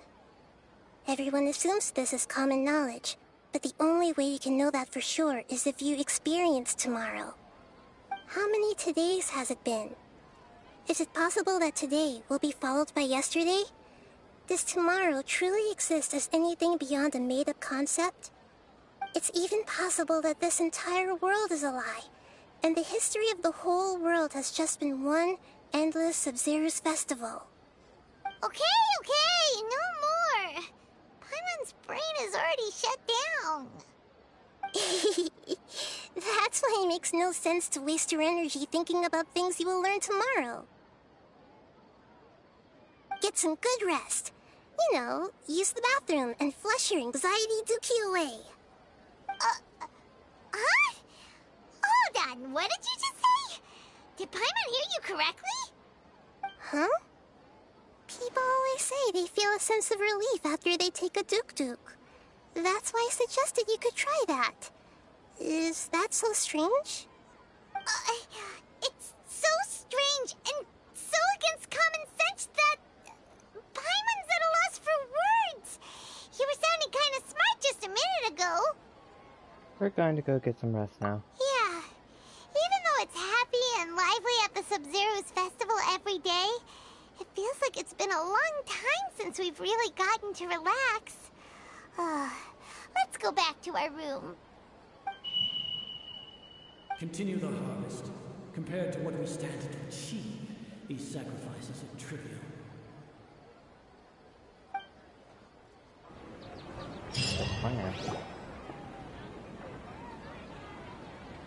We're still in the same day!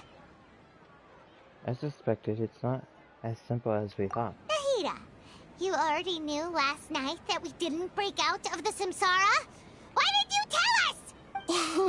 Would there have been a point? You would have spent the night with new worries, with tomorrow still out of reach. In that case, you might as well rest within that brief moment of hope.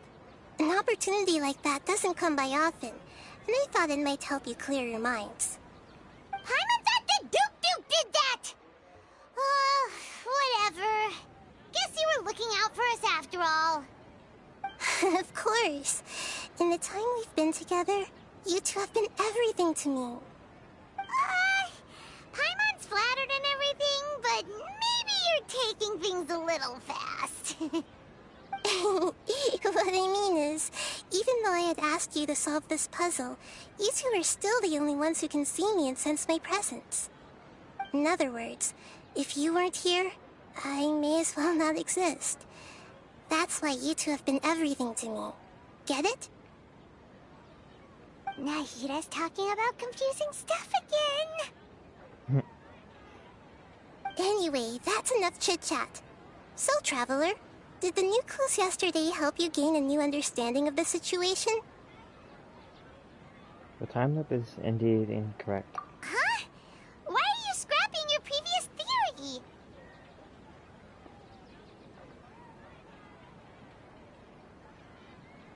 Dinyarzad's illness has also gotten worse, and Dia's spying skills have been improving. Oh, yeah! You're right! Gosh, how did we not notice that? In a simple time loop, people's physical condition should also reset. So, what's your new hypothesis? Like, I think we're in a dream.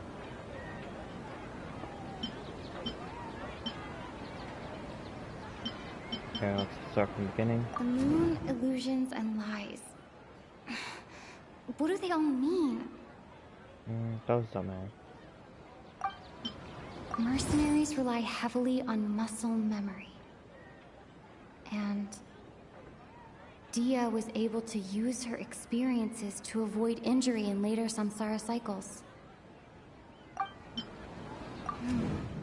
The beep is a prompt tone for Akasha operations.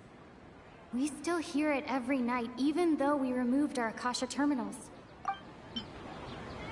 Okay, Nahida said, the Akasha relies on the power of a gnosis to operate, as it is the manifestation of the God of Wisdom's power.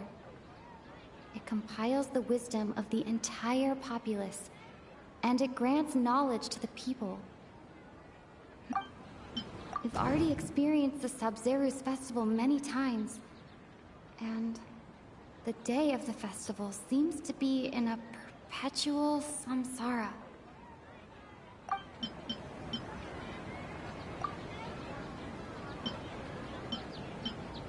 So you binary memories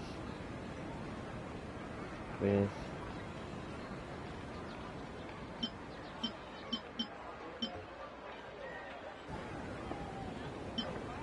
Sasha sound?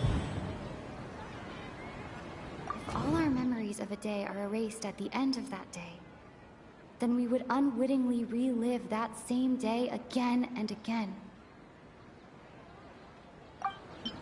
Mercenaries rely heavily on the moon, illusions, and lies. The beep is a prompt tone for Akasha operations. We still hear it every night, even though we removed our Akasha. If all our memories of a day are erased at the end of that day, then we would unwittingly relive that same day again and again. Okay, Nahida said, the Akasha relies on the power of a gnosis to operate. Don't know.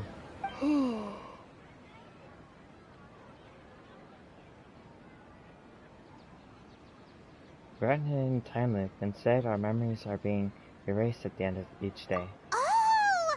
Then the beep we hear every night could just be indicating the deletion of our memories! That's why when we wake up, everyone thinks the Sub-Zeru's festival hasn't happened yet! It's already the next day, but everyone still thinks it's the day before!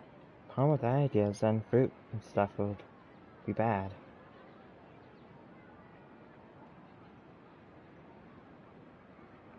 But Muscle memory can't be erased. That's why Dia has been getting better at using her greatsword. Now everything makes sense! A brilliant deduction. Nahida, tell us if we're right or wrong. To put it simply, it's as if you've mistaken a pyro crystal fly for a firefly in the night. You lost sight of its true nature because you focused too much on your perception that it glows. That isn't simple at all! Still the wrong conclusion, huh? Why don't you go talk to Miss Dia again? You might learn something new.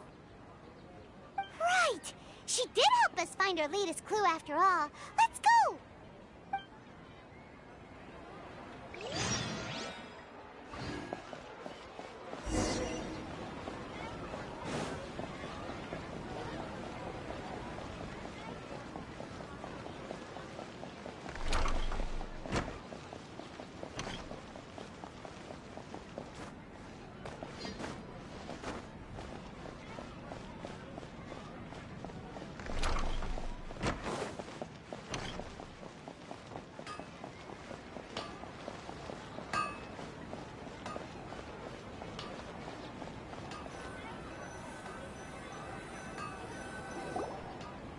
There you are.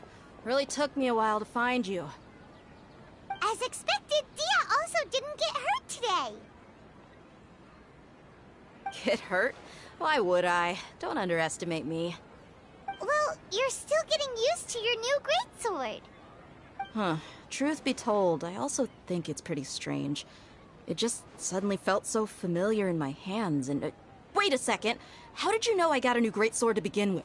I didn't tell anyone about it. Traveler, could you explain the situation to her today? Paimon's gotten a little sick of doing it. You don't actually need to explain anything. Let's just get straight to the point. Oh, that works! You suddenly became proficient with the greatsword because we lived through the same memory through the same day many times already, and our memories of the day are erased every day. What happened to you guys while I was gone? Did you get brainwashed by some cult? Don't think too hard about it. Just take what we're saying at face value. Alright then, let me get this straight. You're telling me that my body's already gotten used to this greatsword, but my brain just doesn't remember it? Yes! Your memory's being erased every day! Then I'd have to disagree. That's impossible. Oh? Why do you think that? If we've actually been reliving the Sumeru's festival day after day, then what happened to the things we used, the money we spent, the food we ate? Common sense says my wallet should have emptied itself a long time ago. There's no way I wouldn't have noticed that. Well, I've thought about that too. But if the sages were behind this, if they utilized the entire city's resources as well as information supplied by the Akasha... Right! They could use the Akasha to record what everyone did that day, and then use the city's resources to replenish everything! It's not very likely, but it's also not impossible. No, it is impossible. I've got proof. You have proof? Where? You two are surprisingly serious about this nonsensical discussion. Fine, I'll play along for a little longer. Come with me, Miss Dunyarzad. Please come along as well. I still can't guarantee that this area is safe.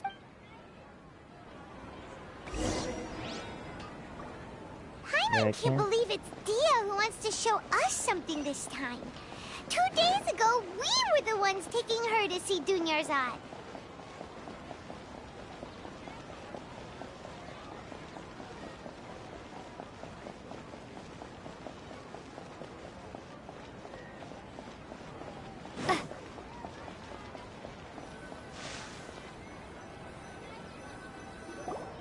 This is it.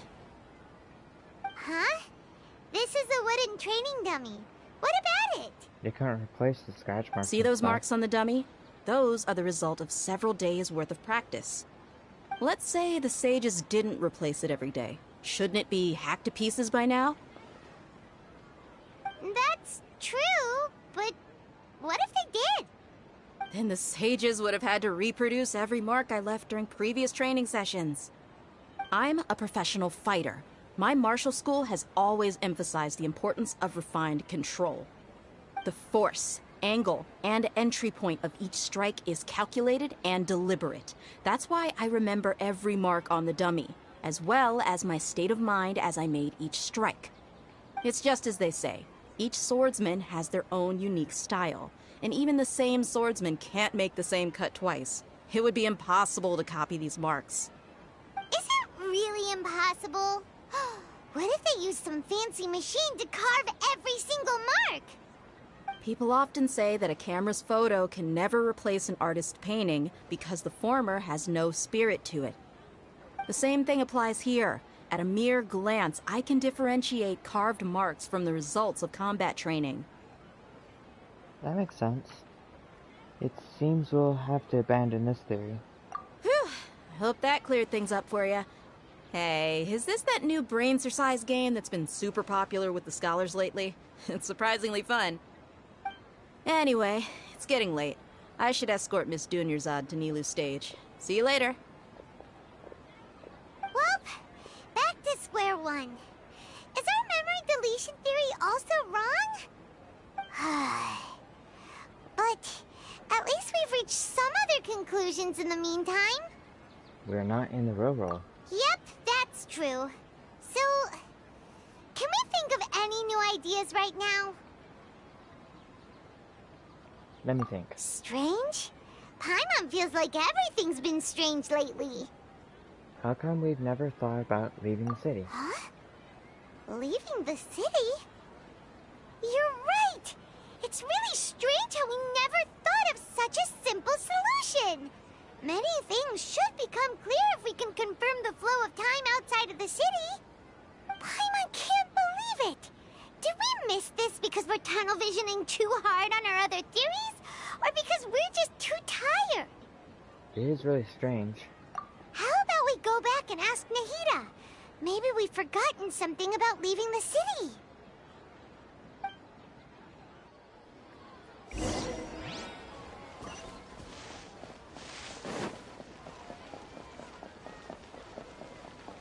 I believe leaving the city will reset your progress. So that'll be bad.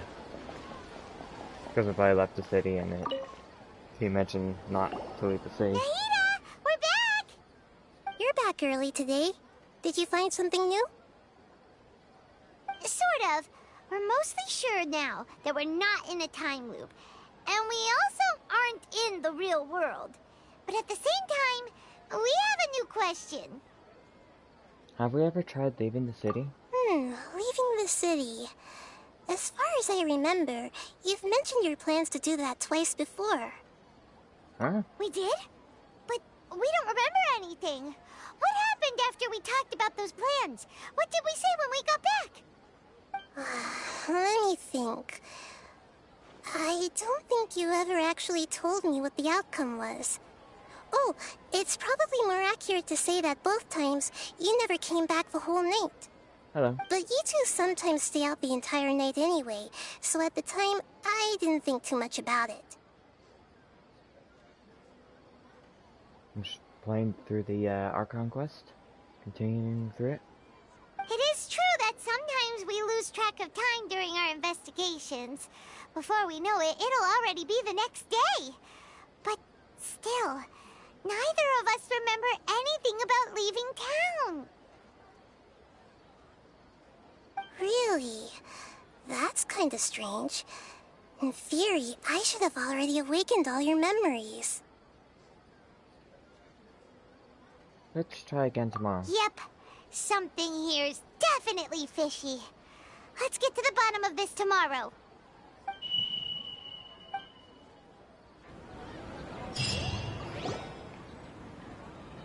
Our memories are back! Let's go and try to leave the city today. About that. Well, where should Paimon begin? Huh? Paimon, what do you mean? Traveler, Aside from your memories that were just restored, I have another message for you. Another message? From who? Listen to it and you'll understand. Can't go back. There are countless spaces here. Our Sub-Zero's festival in Sumeru City is just one of them. This is my own voice. Traveler, you should be missing 2 days worth of memories. Paimon will fill you in. 2 days ago. It's time to carry out our plan from yesterday. Let's go and try and leave the city. Okay, today. let's go.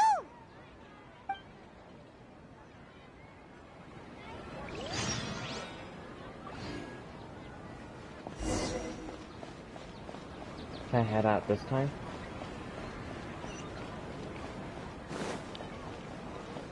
Okay. I won't so far, I'll just follow the quest.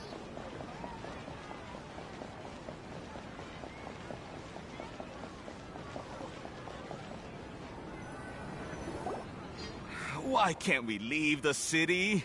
What is the Academia up to now? Don't ask me. It's not like I can tell you anything. This is a direct order from the Grand Sage. Just wait until tomorrow. I have a real emergency. My goods have already arrived at Port Ormos. If I don't hurry, they'll be stolen. That's your problem. Make sure you make a request in advance next time. But it's not like you can just predict business matters in advance. It looks like the Academia already announced a lockdown for Sumeru City today. How completely unsurprising. Let's go and question them. Hello, sir. Why can't we leave the city today? Here we go again. Don't ask me. I don't know either. We just received an order that no one is allowed to enter or exit Sumeru today. They didn't tell us anything else. Of course the Academia wouldn't share their plans with the pawn. So the Academia don't trust you at all. Angering me won't get you anywhere. If I had that kind of insider info, I would have left this stupid post long ago. It looks like he really doesn't know. If we can't get anything out of him, let's take matters into our own hands. Why don't we climb over the walls? Those guards can't be everywhere at once. This is a good spot, and the guard hasn't noticed us at all. Let's hurry! Paimon, stay here. Huh? Why? Are you going to leave Paimon behind? Leaving the city might trigger disruptions to our memories. We need someone to stay and witness the events from this side. But what if things get really weird out there and you get into some trouble? Then Paimon won't be able to help you. Oh, Paimon knows that Paimon can't do much, but we've always been together, haven't we? Don't worry, Paimon. If we leave together, it will just be the same as before. Okay. Paimon will wait for you. Promise Paimon that you'll come back as soon as possible. Just a quick look. Okay, And okay. please, be careful.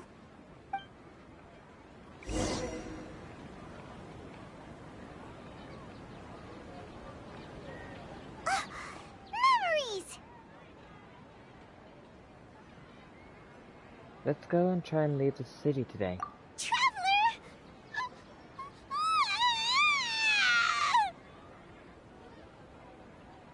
What's going on, Paimon? Paimon thought Paimon would never see you again. You just disappeared. Paimon waited for you for hours and hours at the city wall and you never came back. You promised Paimon that you were only taking a quick look. What did I promise? Paimon, calm down. She's here now. I don't think she understood what you were saying. Paimon doesn't care. Paimon wanted to go look for you, but you also said that Paimon should stay. Paimon was so worried and so scared the entire day. Although I don't remember doing any of this. Still, sorry, Paimon. I won't leave you behind. Okay. Paimon will forgive you. The most important thing is that you didn't actually disappear. Oh, Paimon was so scared that you had gone into another world. Okay, Paimon, can you tell us your perspective of what really happened yesterday? I see. Using two people's different perspectives. After that, you left the city. Paimon kept her eyes on you the whole time, but then you disappeared in an instant. You sure that's what you saw? You weren't zoning out or anything? No way! Paimon was watching you with the fullest attention. What's your perspective, Traveler? You sure you don't have any memory of this? Yes, I don't even know that yesterday existed. It's because the boundaries of this fake world is only to Sumeru City. I guess that explains everything. You also lost your memories the last 2 times you tried to leave the city. Those days' memories can't be awoken. So, if we leave the city, our memories will be completely erased? So they didn't just restrict access to the Sumeru City. They also erased the memories of those who leave. It really sounds like something big outside of the city is being hidden on purpose. But this way, we'll also never discover what's outside! If our memories will be erased, can we leave behind something other than memories? Something like a message? But how can we send it back? Don't look at me like that. I'm not used to being stared at. Well... Okay. You want something that can pass on messages, right? Give me some time and take care of Dunyarzad for me. Yep! Now we're talking!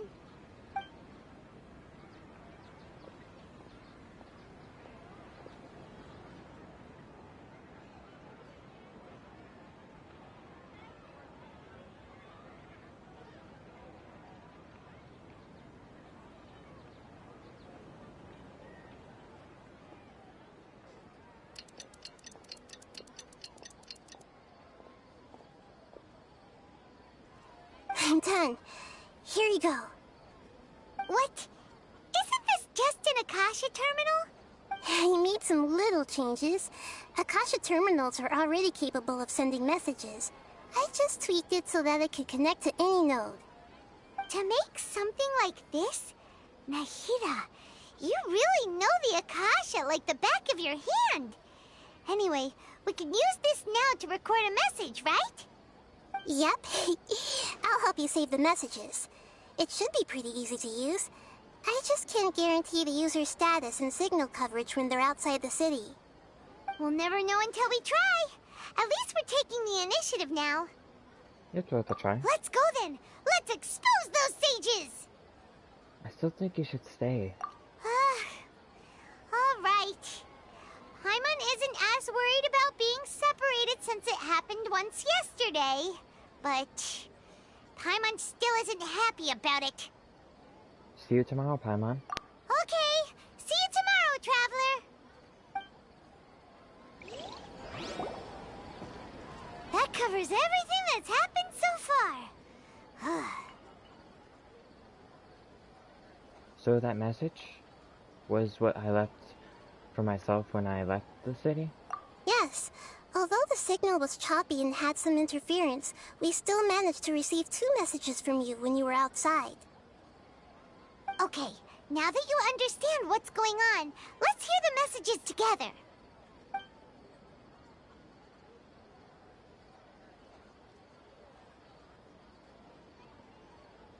Can't go back. There are countless spaces here. Our Sub-Zero's festival in Sumeru City is just one of them. I've entered another space. Before me are flowing sandstone and howling fish. Impossible and surreal sights. All these spaces are empty. except for the occasional ones that contain mute puppets rather than people. I can't sense any human presence.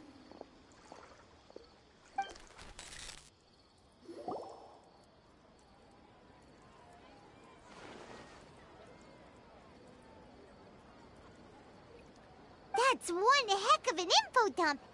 It sounds like you left the Sumeru city space when you set foot outside of the walls. But everything looked completely normal when Paimon was looking out from the inside. That's unbelievable. And if we take your word for it, the other spaces all had very weird contents. There's another part here. We only received it last night. These spaces have been disappearing, one after the other, absorbed by something like a sun in the sky. And now, even the final space has also disappeared. Behind me, a lot of spaces just appeared again from thin air. I get it now. Those spaces are actually...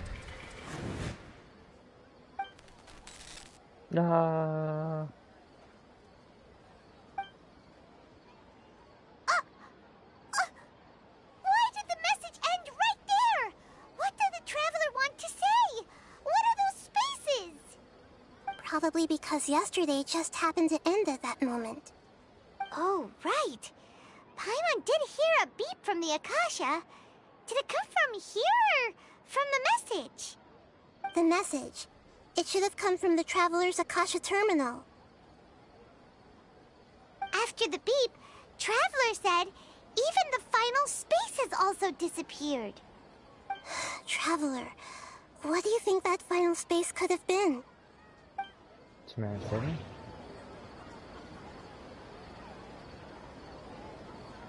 All the bizarre spaces I saw outside the city had one thing in common. A lack of human presence. The real world? Was that space actually the real world? But wouldn't a real space just randomly disappearing like that be catastrophic? The space we were yesterday. My impression is that each day in this samsara only ends at the sound of that beep from the Akasha. All the bizarre spaces I saw outside the city had one thing in common.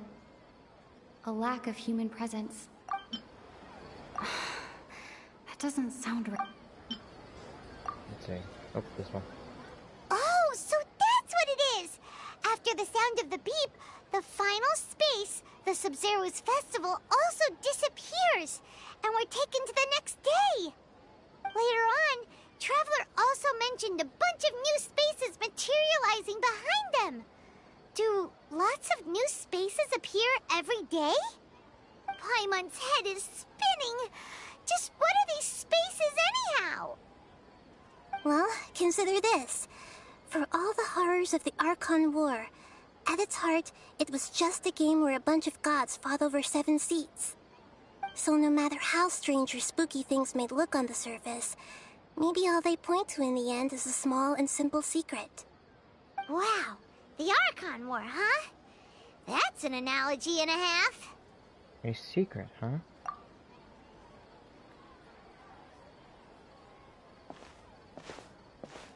Give me some time. I need to organize my thoughts. Hey!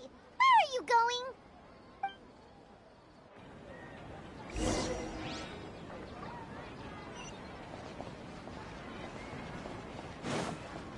Okay, collect quest.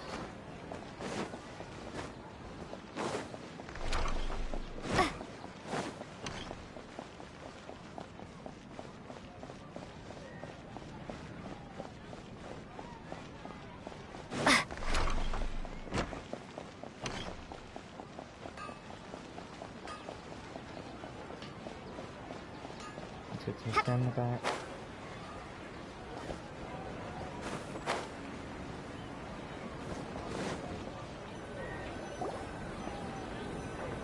Do you want some alone time to think? Alright then, Paimon won't disturb you.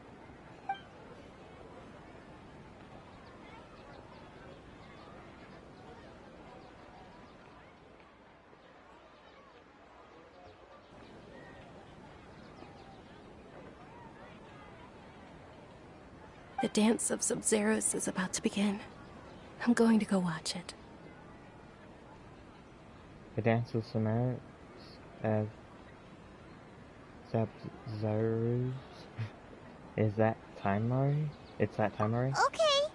Why don't you go ahead, Dunyarzad? We still have some other stuff to do first. Okay then. See you later.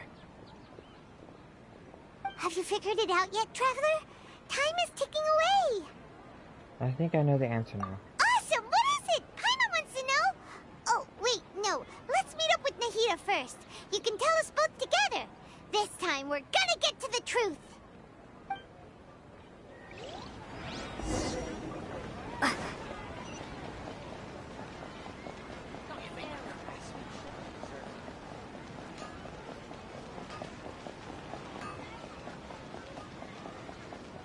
I make my way back to Nahida.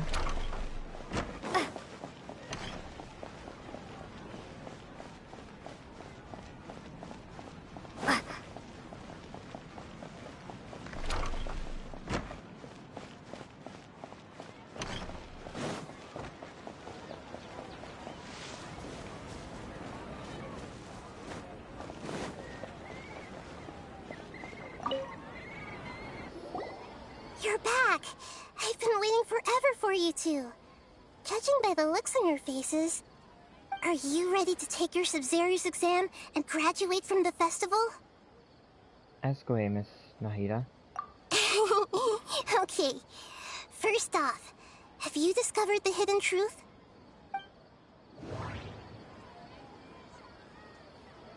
Okay.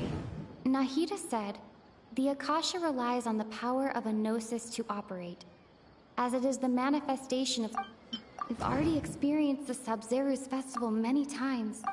All the bizarre spaces I saw outside the city had one... Those spaces remind me of... dreams.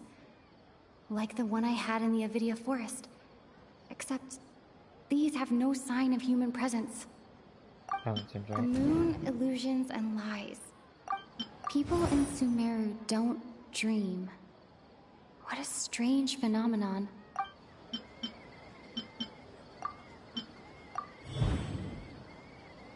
We are all in a dream. It isn't that the people of Sumeru don't dream. Rather, the Akasha is taking their dreams from them. People in Sumeru think they don't dream, but the truth is the Akasha steals their dreams without them knowing it. And those spaces with no human presence are stolen dreams without their host. That would explain why they sounded so weird when she was trying to describe them. Huh. So people in Sumeru do dream after all. In fact, we're all in one big dream together right now. Correct answer. Now, how did you conclude that the Akasha is capable of this? The Akasha relies on the power of a gnosis to operate. It is the manifestation of the God of Wisdom's power. It compiles the wisdom of the entire populace, and it grants knowledge to the people. It is the manifestation of the God of Wisdom's power. Oh, okay. Those dream-controlling creatures in the forest also get their power from the Dendro Archon, right? That would explain why the Akasha has the ability to control people's dreams, too. But is stealing everyone's dreams really how the Akasha compiles their wisdom? Isn't there anything more to it than that? Dreams are fantastical, complex, and full of imagination. People's brains are the most active when they're dreaming. In other words, dreams are rich bundles of human wisdom. So, in other words, the complete opposite of how Hypatia understood it. Paimon remembers her saying that the sages think dreams are foolish delusions, and the fact that no one dreams is a blessing from Greater Lord Rukkhadevata. So it was all a dirty trick? The real story is that the sages from the Academia are using the Akasha to steal people's dreams for their own use, huh? Yes, and they don't intend to sleep there. Oh? By By the sounds of it, you understand the current situation pretty well. So then, what about the samsara? The beep is a prompt tone for Akasha operations. We still hear it every night, even though we removed our Akasha terminals. Those spaces kept disappearing before my eyes. But as soon as that beep sounded, many more spaces materialized. Those dreamscapes kept vanishing. But as soon as that beep sounded, more new spaces appeared. Grand Sage said, go celebrate the birth of that god to your heart's content. Did he mean something more? My mind feels exhausted, even... We've already experienced the Sub-Zeru's festival many times, and... Introduced by parents and experience of dreams.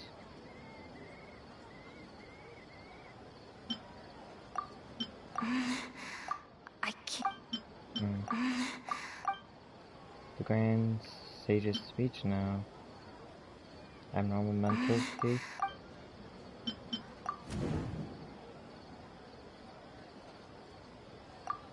Correct. The Akasha is keeping each person's brain in a constant dream state, but also separating their consciousness from their own dream. Their disembodied consciousness is placed inside the collective dream of the Sub-Zeru's festival along with everyone else's, while their now vacant dreams are harvested by the Akasha. No one is any the wiser as another day passes in the dream, and so begins another samsara cycle. People wake up to yet another dream about the Sub-Zeru's festival. The dreams that belong to them are once again harvested by the Akasha, and so it continues. So, this is like a dream factory, and the Akasha is a dream harvesting machine. Did Paimon get that analogy right? Very good, Paimon. Using analogies well is an excellent habit to get into. Okay, so that beep we keep hearing is actually from our real-life Akasha terminals. Taking off our terminals in this dream doesn't do anything. Alright, last question. Who am I?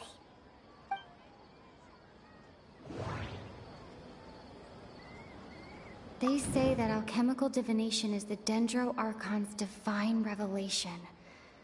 So then, if Nahida has referred to herself as the moon... Now that I think about it, wasn't illusions a hint that we're all dreaming? Now that I think about it, wasn't illusions hinting at the sage's deception of Sumeru's people?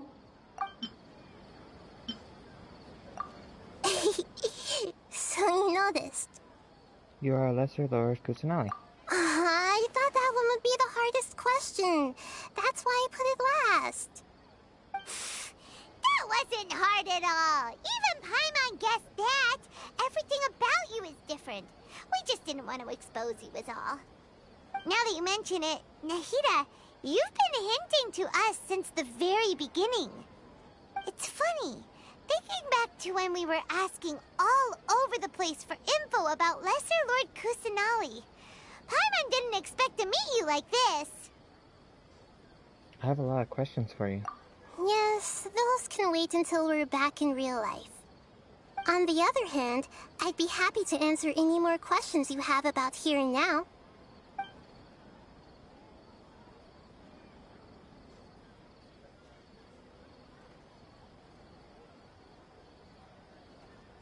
Why couldn't you simply tell us the truth? You asked me this question before. My answer was, it would literally blow your minds. Now that you know this is all a dream, this answer should hopefully make more sense.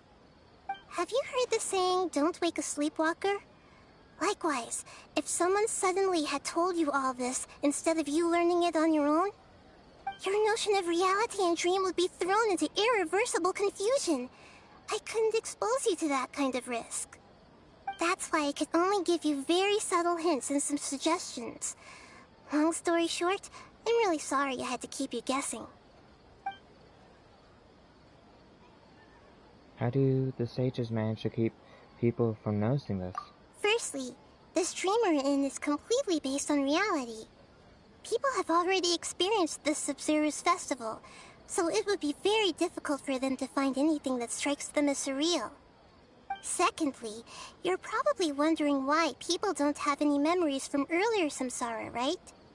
That's because people don't remember their dreams most of the time anyway. And in any case, their actual dreams are being taken away from them by the Akasha. So whenever they wake up in this dream of the Sub-Zero's festival, they don't remember anything from their previous identical dream. That reminds Paimon. Traveler had a dream when we were in the Avidia Forest, but couldn't see what it was about after waking up. Is that an example of what you mean? Yes. Only after receiving the blessing of Dendril can a person gain the Dendril element's dream-enhancing power. That explains the feelings of déjà vu. Meanwhile, everyone else has no idea that they are in the Sub-Zero's festival samsara, while their dreams are stolen from them over and over again. About the side effects of the mass production dream. Can humans really keep dreaming forever like this? Will it ever end? And if so, when? You might say your mental fatigue has already answered this question. Eventually, there's only so much that people can tolerate. Especially those whose health is compromised to begin with, like Dunyarzad. This relentless exploitation takes an even harder toll on them. People's lives are at stake here, and nobody knows a thing! We've got to put a stop to this!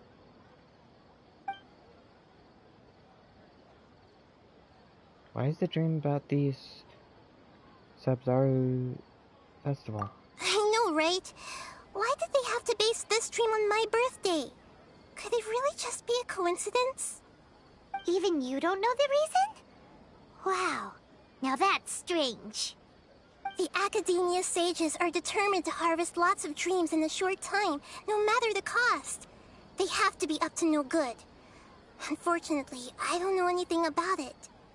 Traveler, do you have any information?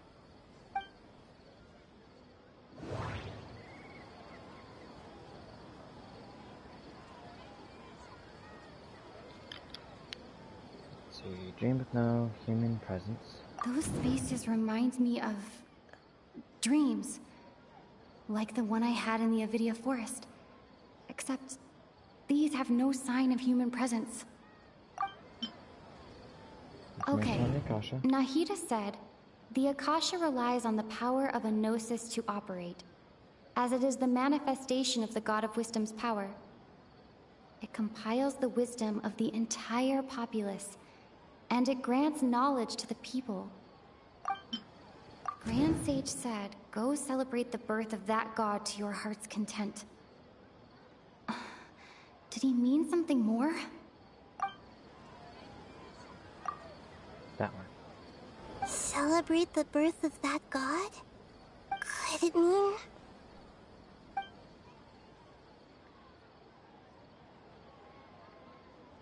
I don't have any more questions. Deceiving the people of Sumeru with no regard for their safety. No matter what they're trying to do, this is unforgivable. After we end the Sub-Zero's festival samsara, we have to look into them. How can the sages of the Academia do this behind their Archon's back? This is ridiculous! Now, how do I get out? In the end, I'm just the moon. The real sun is long gone. A sun and a moon? Nahida's talking in riddles again.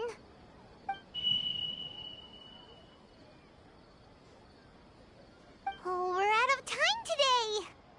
I'll tell you how to break free of the samsara tomorrow. See you then. Okay.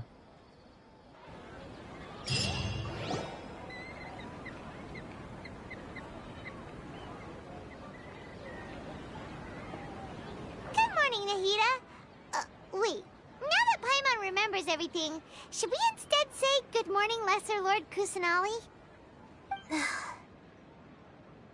Hey! What's wrong, Nahida? You don't look too good. Where's Dunyarzad?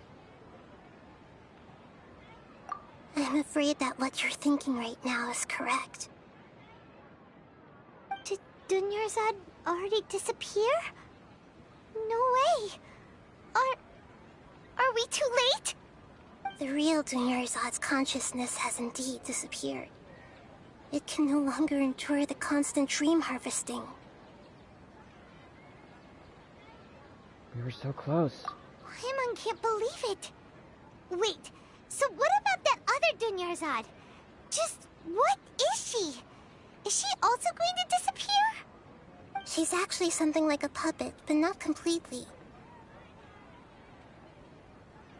The real Dunyarzad's consciousness could no longer keep playing her role in this dream. So another Dunyarzad appeared to replace her in the dream.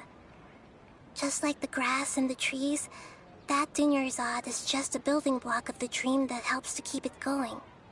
But personality-wise, she's nothing like the real Dunyarzad. Puppets are stiff, and can't copy a living person's vitality.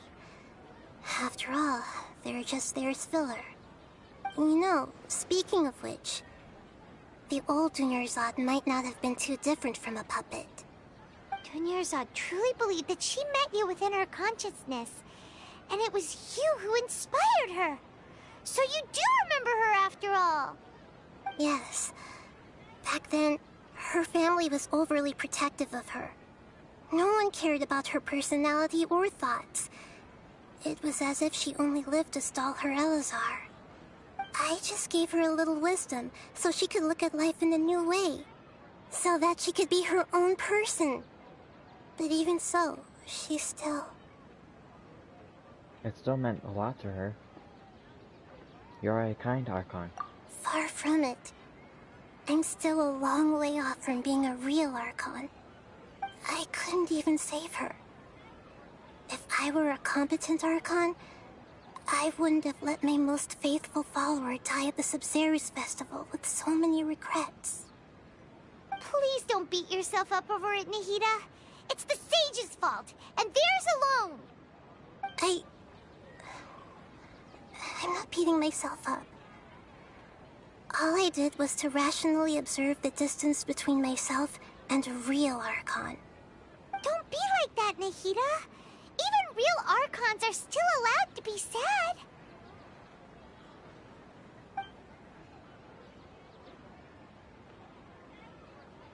To prevent more tragedies like this, we must end the samsara as soon as possible. Great, but how do we do that? Although the Sumeru's festival dream is under the Akasha's control, only humans can dream. Even the Akasha is unable to create them. That means this dream belongs to a host who created it.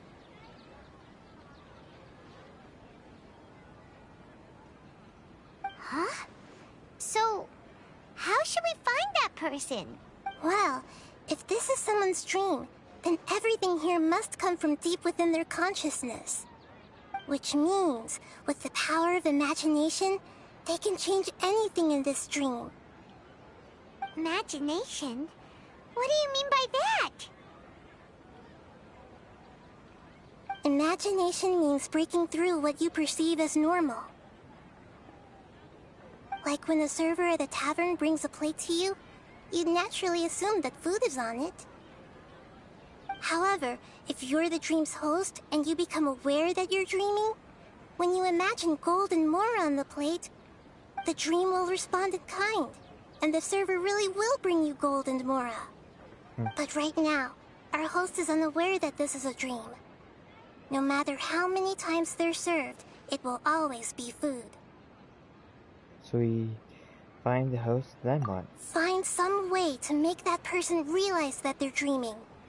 Usually, once that happens, the person will wake up and the dream samsara will be broken. How are we going to find them, though? If it could be anyone, it'd be like looking for a needle in a haystack. And even if we did find them, how are we supposed to make them realize they're dreaming? After all, like you said, don't wake a sleepwalker. It's extremely difficult, yes. But the only ones who can do it are you two. Remember, Everything you've achieved up to this point has all been for the sake of finding the host and ending the samsara. As for me, during this time, I'll be out of town. Out of town? Are you going to that place full of dreams where the Traveler went? Yes. I want to try something. There must still be a small wisp of possibility. Hurry and go. Dreams are supposed to be fantastical, romantic, and full of pleasant surprises. Unnecessary things like this samsara need to end. Paimon's still a little upset that we've come this far only for Dunyarzad to... Okay. She was such a good person, with such a simple wish. But fate was against her. I just feel so demoralized. Yeah. Saving Dunyarzad is what kept us going this whole time. But we mustn't lose hope, Traveler. Dunyarzad would definitely want to see us save everyone else. So let's break the samsara for her sake. Paimon's wondering, do you think the sages would get one of their own to be the host of this dream? Feels like it would be easier to control it that way, no? Unlikely. Knowing the plan, they'd probably become aware that they were dreaming. And unsuspectingly, the host would be less likely to realize this is a dream. Huh. That's true. Plus, the sages probably weren't counting on there being other factors beyond their control, like Nahida and us. So, who do you think the host of the dream is? Maybe Ferris, the Knight of Flowers? Oh, that would make sense! Ferris, the Knight of Flowers, is a symbol of the whole Sumeru's festival, right? Pretty core character. Let's go ask him some questions, shall we?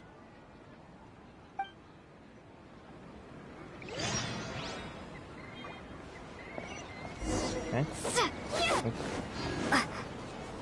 Let's try and run like in the other game.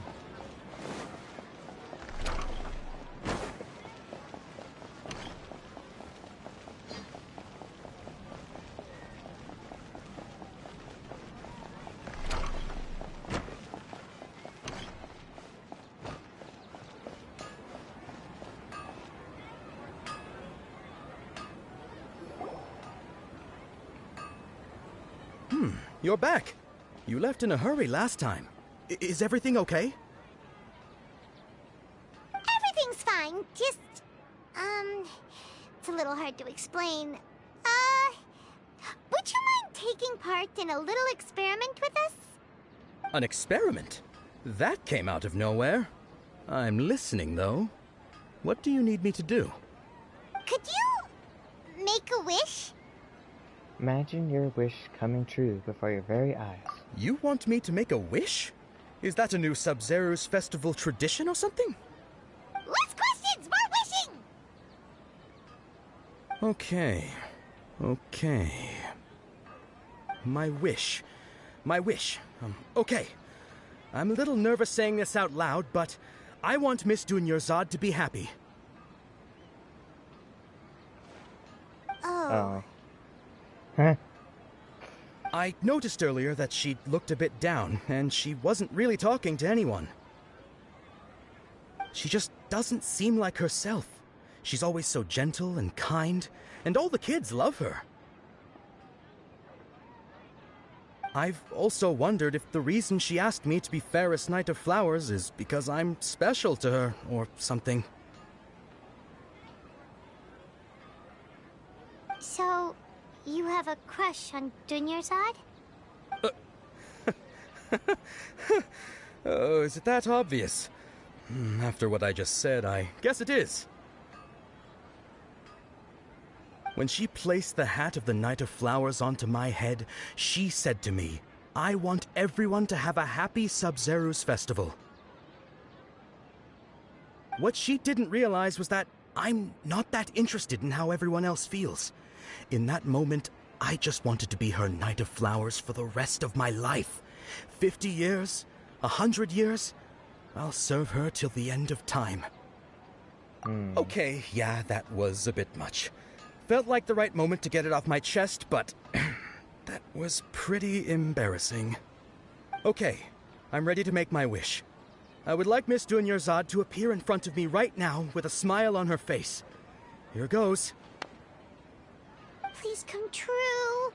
Please come true. I'm gonna open my eyes. Oh, you're... What? Faki? Sorry, but only one portion of Yalda candies per person. Back home you go. Nice try, you two. Anyway, never mind. I don't need to see her appear right in front of me. As long as she's happy. Guess he isn't the host of this dream after all. Should have expected it wouldn't be this easy. Maybe we could use the Akasha test? The fake Akasha? It seems like everyone who knows Dunyarzad loves her. But none of them has any idea that she...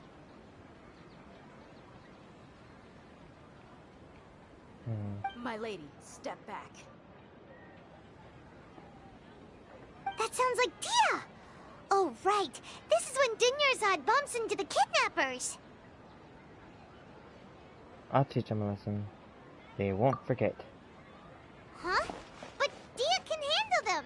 Hey, Traveler!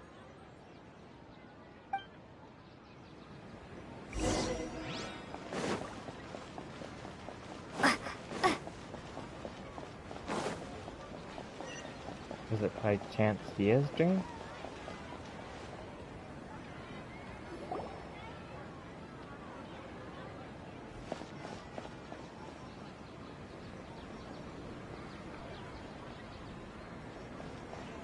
Oh, it's you. Great timing. Please take...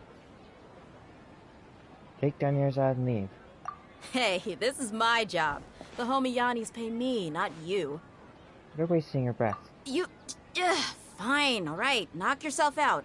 Why are you so worked up anyway? It's not like I don't trust your fighting skills. Anyway, watch yourself.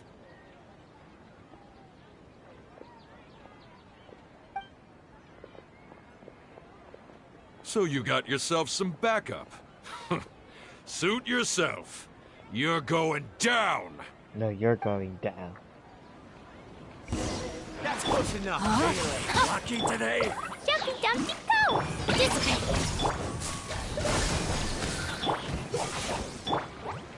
Hi-ya! Pew! Woo! La la la!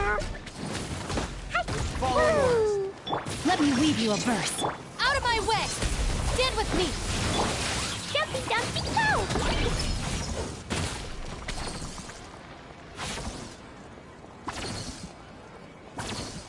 Oh, there's another.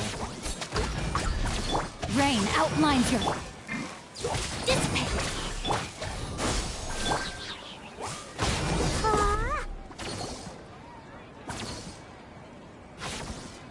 Traveler, were you just taking your anger out on those guys? I'm just angry at myself. You and Nahida both. Dunyarzad wouldn't want to see you two like this. Oh, and speaking of her, Paimon just remembered something. Remember how during the first Sub-Zero's festival, before the Samsara started, we came here with Dunyarzad because she wanted to pick something up? She said it was because she had forgotten something. Ah, yes, I'd forgotten all about that. Okay, so Paimon's memory is working so far. Anyway, Paimon also remembers that she is staying somewhere around here. She pointed it out to us the night before the Sub-Zero's festival. Should we check out that, the item is? Maybe it'll give us some clues. Yeah, even if it's only a tiny clue, it'll probably still help us more than this needle in a haystack search.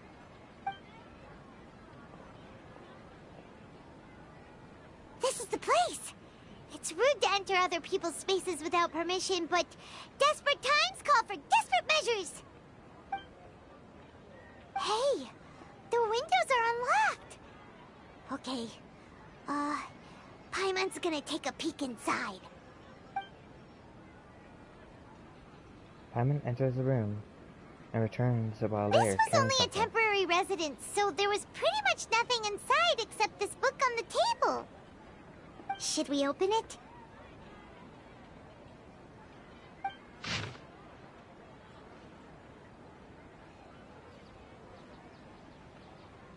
After almost 16 days, I was finally able to get these notes written before the Sub-Zero's festival.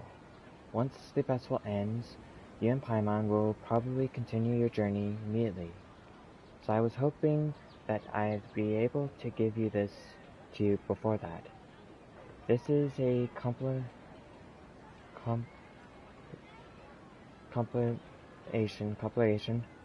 of folk legends concerning Lesser Lord Kusanali, created from the series of interviews that I conducted in succession and wrote down. I interviewed so many people, but I am afraid that there are very few who know much about her. Still, I hope that this will be of use to you in your search for her. Gandharva's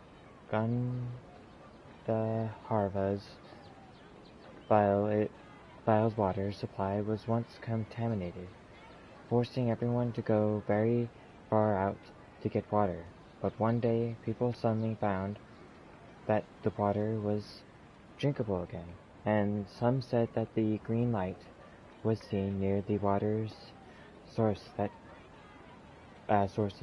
the previous night. Everyone believes that this was the divine power of Lesser Lord Kusanali at work. This sounds quite possible. The decontamination of water source via natural means probably takes ages. Did Lesser Lord Kusanali appear in Gandharvaville then? After Mama passed away, I was super afraid of the dark and couldn't sleep.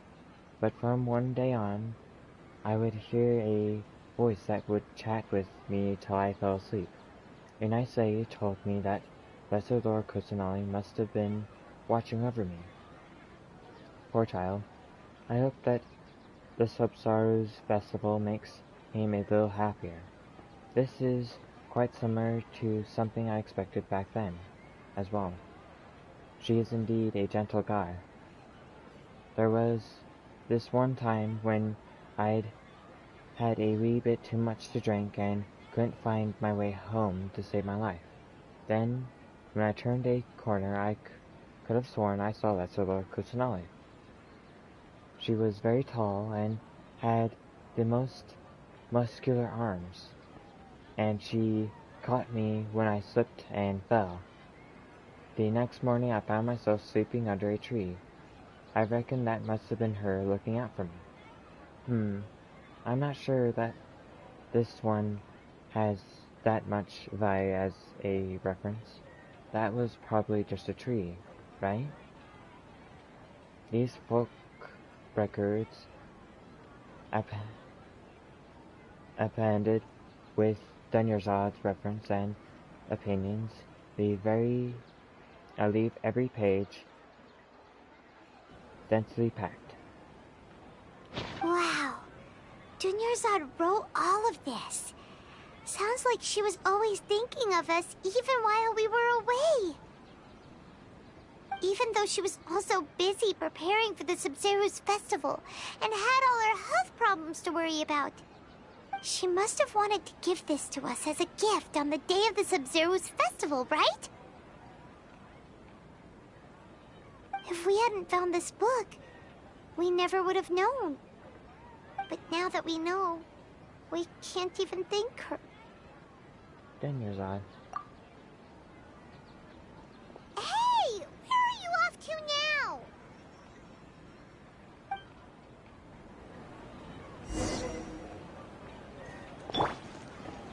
body and mind. Okay, in this direction.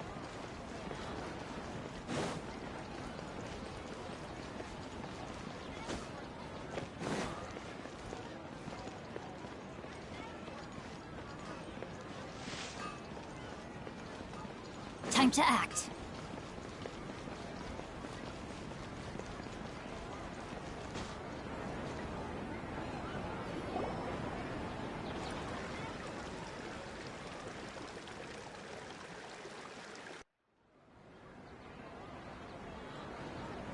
It's Dunyarzad's puppet. I guess I'll feel better if I say this out loud.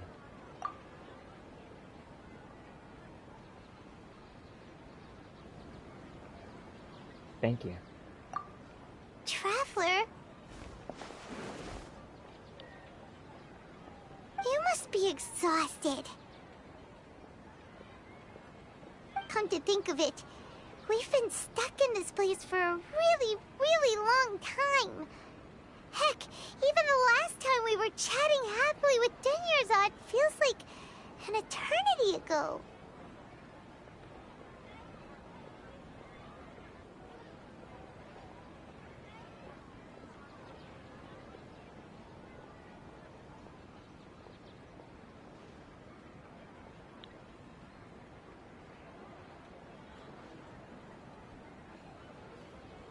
Am I the one who has the dream?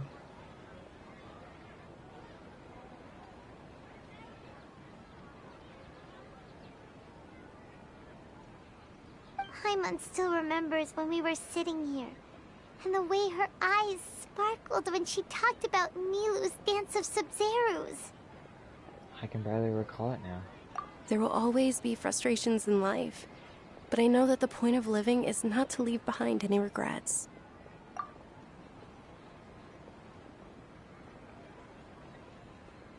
That was what the real Dunyarzad said, wasn't it? Does that mean... Dunyarzad? Yes, Traveler. What is it? Oh, so she's still just a puppet. But just now, how come... Not leave behind any regrets? Let's go, Paimon. What? Where are we going this time? To watch the dance of Sub-Zero.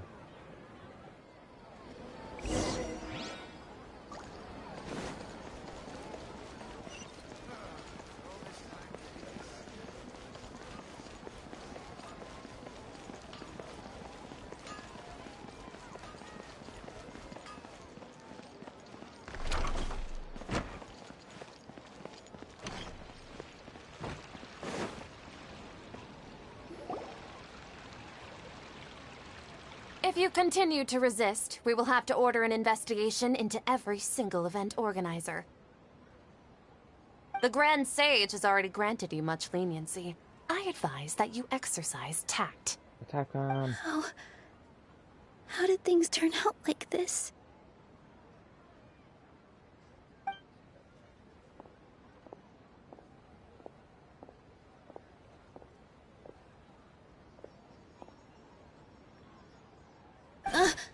Traveler? You don't have to get involved. He's a sage from the academia. I don't want to drag you into this. Traveler? Traveler? What the heck are you doing? If you get arrested by the academia, that's another day gone to waste!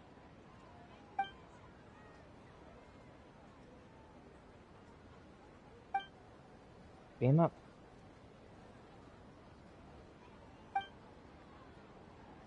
Wait, they're not reacting.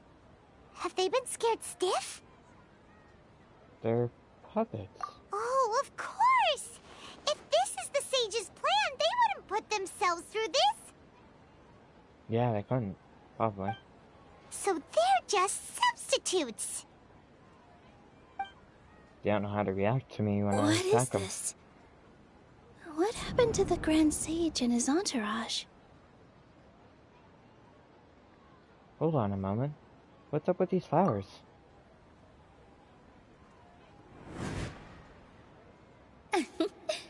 Like I said, they symbolize the goddess of flowers. It's just a shame that all the real Padisaras went extinct after her death. Yes. The Greater Lord brought forth new Padisaras in memory of the goddess of flowers. But she ultimately could never truly replicate that beautiful shade of purple.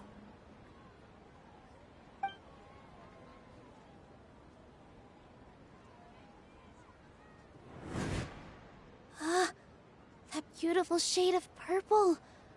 Aren't these flowers real Padisaras? Just like the ones from the legend? I didn't even notice. Dunyarzad, did you find these?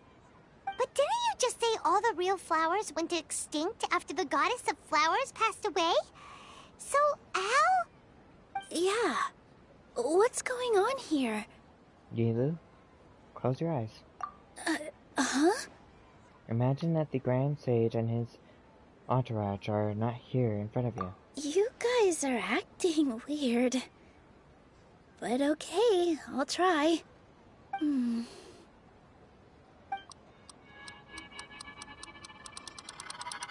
Hey!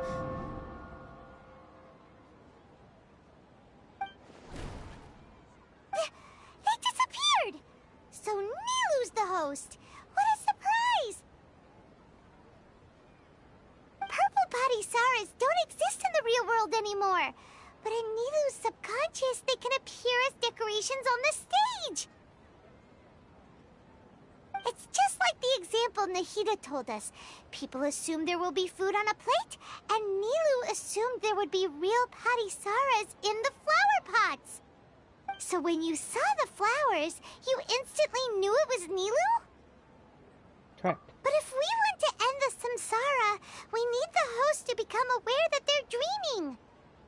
How should we make Nilu realize that? He Am is I standing dreaming? right there. Huh? How did you come to the conclusion? So I'm right. Is this Lesser Lord Kusanali responding to our celebration of the Sabzeruz festival? Wrong guess, but you aren't completely wrong either. The point is, what made you think this is a dream? As far as you know, people in Sumeru don't dream, right? Yeah, but have you heard the tale of the first sage? To prevent a calamity, he went on a journey to find the Dendro Archon. Ooh, sounds familiar. Dunyarzad told us a story like that when we first arrived in Sumeru City. So it was about the first sage, huh? Yep, but in the part you heard, he hadn't become the first sage yet. There's more to the story. His piety and wisdom were acknowledged by the Dendro Archon, and she finally gave her blessing to him. All kinds of spectacular scenes appeared in front of the first sage, as if all the knowledge in the world was being painted onto a canvas right before him. He was captivated. After who knows how long, he mastered all the knowledge he could comprehend. Afterward, he said to the Dendro Archon, "I miss my parents, my wife, and my children. I've been away from home for far too long. They must be worried." The Dendro Archon smiled. The next second, the sage found himself lying in his bed, as if he had just woken up from a dream. His wife, lying next to him, said, "You're off to search for the Dendro Archon today, aren't you? Have a safe journey, my love." What's up? Oh.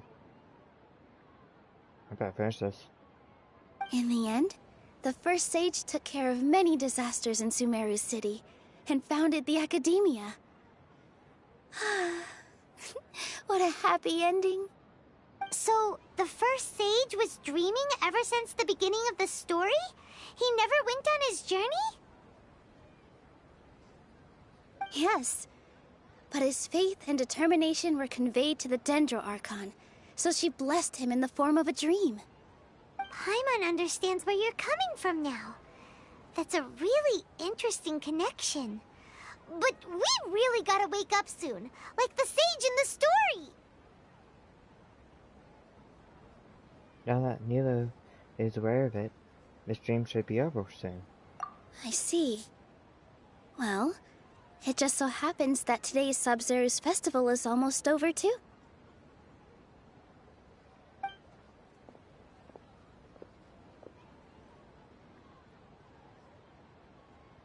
Since we're in a dream, let's make this final dance of Sub-Zero's as beautiful as we can. I've been waiting for this for a long time. Please dance your heart out.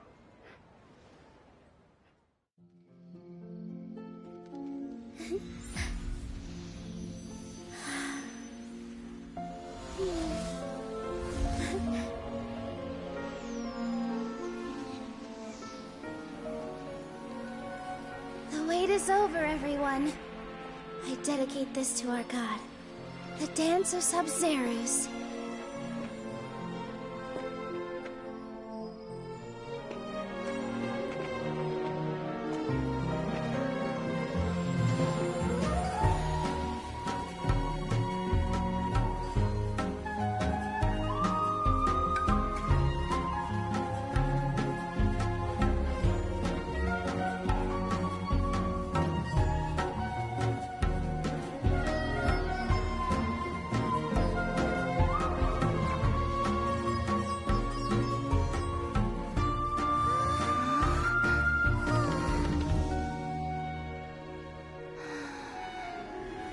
I'd be lying if I said I had no regrets. I would have loved to see Nilou's dance.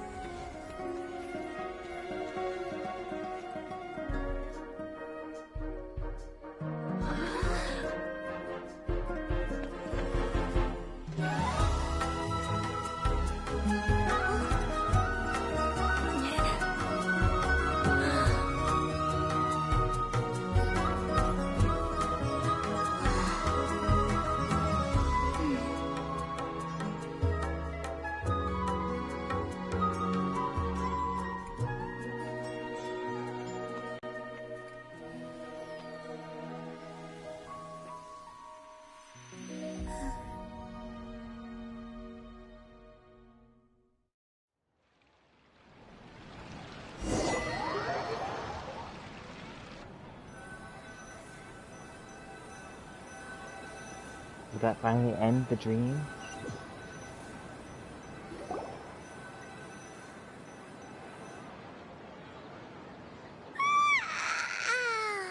Oh, good morning, traveler. Oh, Paimon feels like she's been asleep for the longest time. Good morning, Paimon. Paimon's head feels super heavy. Did we oversleep? Do you even remember going to sleep last night? Paimon thinks it was after the Sub-Zero's festival. The Sub-Zero's festival! Have we finally escaped from the Sub-Zero Samsara? Hold up. Okay. I remember now. Quick! Take off your Akasha terminal! At the end of the dance, I think I saw... Quick, let's go see Denyerzan.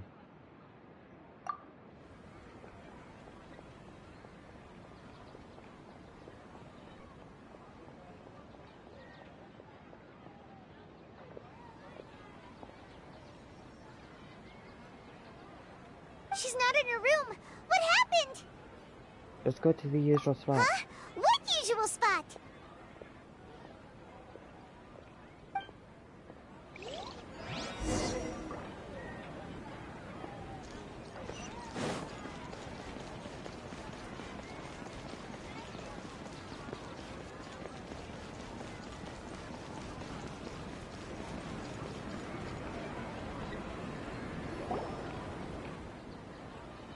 Well done, Traveler and Paimon.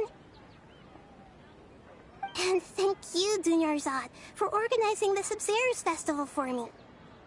I'm sorry, who are... It's Lord Kusanali. Dunyarzad! You're okay! Oh, don't scare us like that! She's Oh, alive. Traveler Paimon, I have something amazing to tell you. I just had a dream. And I saw Nilou performing the dance of Sub-Zerus.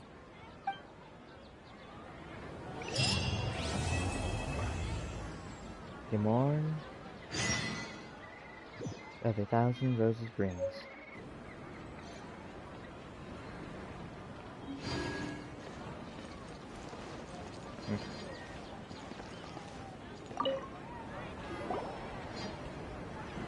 You're actually Nahida, aren't you?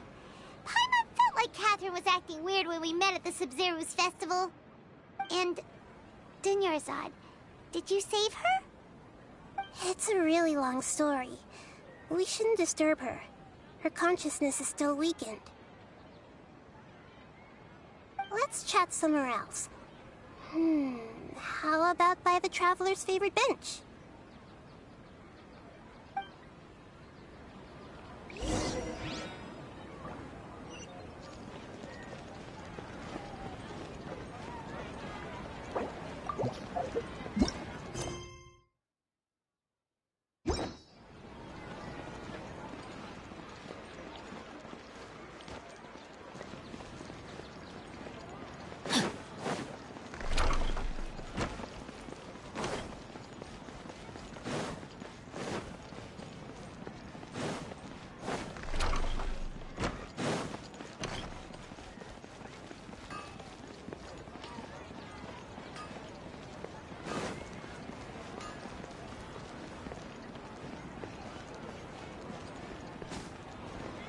Time to act.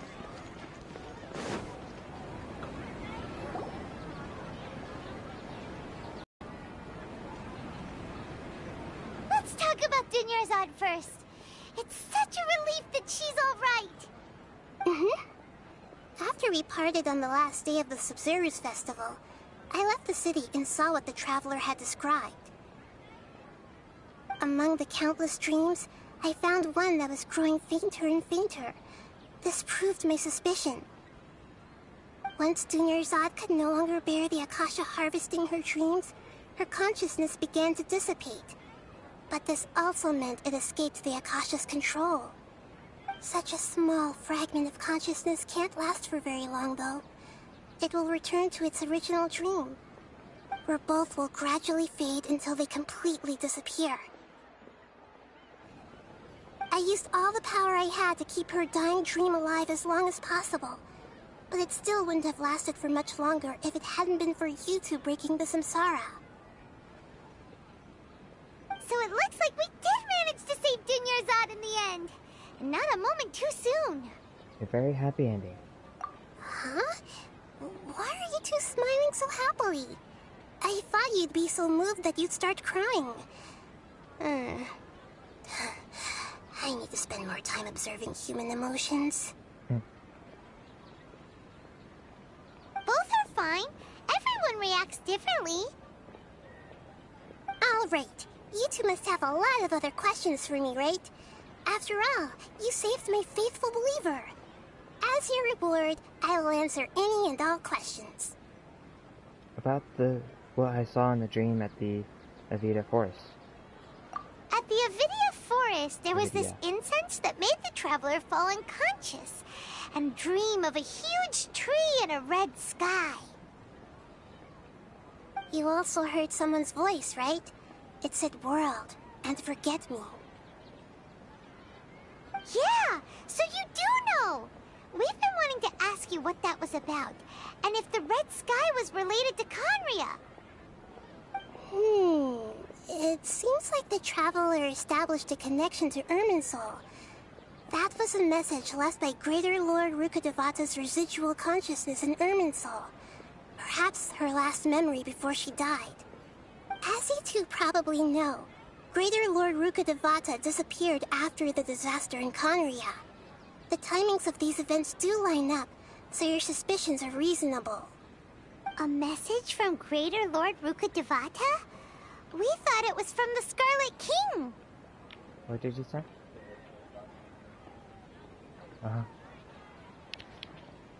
The Scarlet King? That god who died even longer ago? Some present-day desert dwellers still worship him. You probably just heard some of their conspiracies. Okay, so what does the message mean?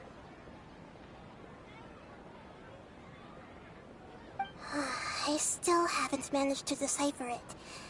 Even the Akasha isn't currently capable of doing that. Greater Lord Rukkhadevata's residual consciousness in Irminsul seems to be contaminated with something that has a very dangerous aura to it. Many devoted scholars go mad as soon as they connect their consciousness. I've warned the Academia about this many times, but people still keep falling victim to it. But I believe this is the key to saving Irminsul. That's why I've kept trying to decipher it. So the tree in the vision was Irminsul? Oh, Tainari also said that Irminsul is sick! Is it because of the contaminated consciousness? But even if you can't figure out what that vision was all about, it seems like our search for you was all in vain. The Traveler wasn't affected after coming in contact with that consciousness. I've never seen anyone like that. With you here, we may have a chance at deciphering it. No, we must decipher its secrets.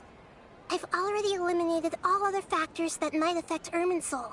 This is the only one left. This puzzle has life and death at stake. It could determine Irminsul's fate, as well as Tevat's. Why do you look like Catherine? To be accurate, I'm using the Akasha as a medium to occupy Catherine's consciousness. How did you do that? Poor Catherine. Does this mean you can also occupy other people's consciousnesses? Theoretically, I can enter anyone's mind as long as they're wearing their Akasha terminal. The Akasha is the legacy of Greater Lord Rukkhadevata. As Lesser Lord Kusanali and the first Akasha terminal, my consciousness has always been linked to the Akasha. I've always respected my people's free will, so I've never actually occupied their consciousness. When necessary, I just borrow this bionic Snezhnayan puppet. Hold on. Did we just learn some deep, dark secret? So Catherine is... No wonder Paimon felt something was off about her. What about your own body? Why do you need to borrow other people's? Don't you live in the sanctuary of Surasthana? That story begins a long time ago. After Greater Lord Rukkhadevata disappeared, the sages found my newly born self and took me back to Sumeru. At that time, I was young and weak.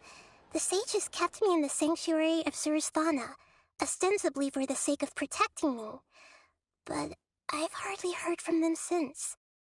However, I do understand that they had hoped to find Greater Lord Rukkhadevata instead of me, a symbol of her passing. So, the sages basically put their new Archon under house arrest? How dare they! Why don't you teach them a lesson, Nahida? In some ways, they aren't wrong. Greater Lord Rukkhadevata was omniscient and omnipotent. Even after her death, the Akasha is still empowering this nation. And I'm still really far away from being able to call myself the God of Wisdom. Moreover, the Academia is also more proficient at governing this country. My existence has little meaning. To me, you're already an excellent Archon. Yeah, you got a lot of believers. Just look at the Sub-Zero's festival. Everyone who showed up truly loves you. Thank you for the kind words. But I honestly don't need physical freedom as long as I can connect my consciousness to the Akasha. Trying to find a way to save Irminsul is my life's mission and top priority. I will work on that, and try to live up to being a deity in the meantime. Every once in a while, I will also take up the duties of the God of Wisdom and enlighten a lost soul here and there. Doing all that should be enough. About the sage's plan. There's never been any big problems with the Academia's governance of Sumeru. This is the first time I've seen them step out of line. I wonder what caused them to go down this path, and what they hope to achieve. Maybe it's the Fatui. Or the Abyss Order. Even though the city's residents haven't noticed anything strange, if the Traveler hadn't broken the Sumeru samsara, the situation could have become dire. I tried to do some investigating in the Akasha, but I couldn't find anything suspicious. And all the people of interest seem to purposely avoid wearing their Akasha terminals. I think they're deliberately trying to hide something. Oh, that reminds Paimon. In Gandharvaville, there was a sage who had invited Tainari to join some kind of project. Could it be related? Regardless, I need to first investigate the sage's motives, make things right, and punish them if needed. But I'll have to be discreet, or they'll see me coming. No one realized the issue with the Akasha. You mean how the Akasha stops you from having dreams? Yeah, it's been such a long time. No one's noticed something's up? It's not that no one noticed. It's more like no one cared. Ultimately, it's all rooted in the sage's misdirection. Misdirection?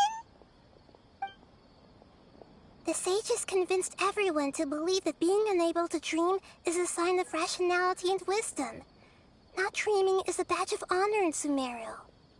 Even if the truth is that their dreams are being reaped by the Akasha. With their propaganda in place, the sages can maximize their use of the Akasha to facilitate their research. Besides, Greater Lord Rukkhadevata must have created the Akasha in the hopes that it could be used to its full potential. That's why I've never come out strongly against this. Anyway, the perspective advocated by the sages drowned out any voices of doubt. By now, even those who never use Akasha terminals find it too shameful and embarrassing to talk about their dreams. I don't have any other questions. Got it! I hope my answers were satisfactory, seekers of knowledge. To be honest, maintaining Dunyarzad's fading dream took a lot of mental energy. I think I may need to rest for a while. Oh, and you don't need to worry too much about the sage's activities for now. The Akasha won't be able to conduct another project on the scale of the Sumeru samsara in the immediate future. Go and get some sleep. Leave everything to us. What a relief. This is truly the most exhausting birthday I've ever had. Traveler? Paimon? Why am I here? Do either of you know? Maybe you were sleepwalking. You know you can't wake up a sleepwalker. We happened to walk by, so we thought we'd wait for you to wake up. I see. Huh. I should visit my maintenance personnel sometime. Oh, I'm fine. I better go. Thank you.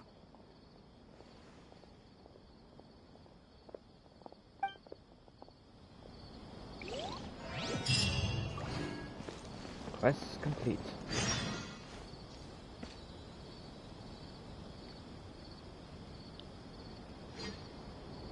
Okay. Well, thank you for watching. If you've been enjoying this, please leave a like and subscribe and leave a comment down below. And thank you to my patrons for supporting this channel.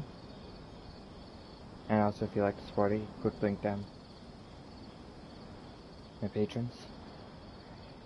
Yeah, thank you to my patrons for supporting this channel, and if you also like to, you can click the link down below. And thank you. Am I able to do the commissions yet?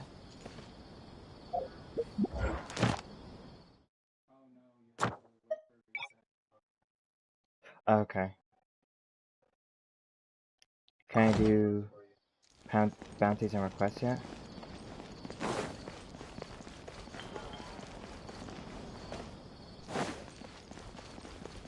Oh, I probably don't. Okay. So I guess that'll probably be next week. Oh well. Thank you for watching, and I will see you next time.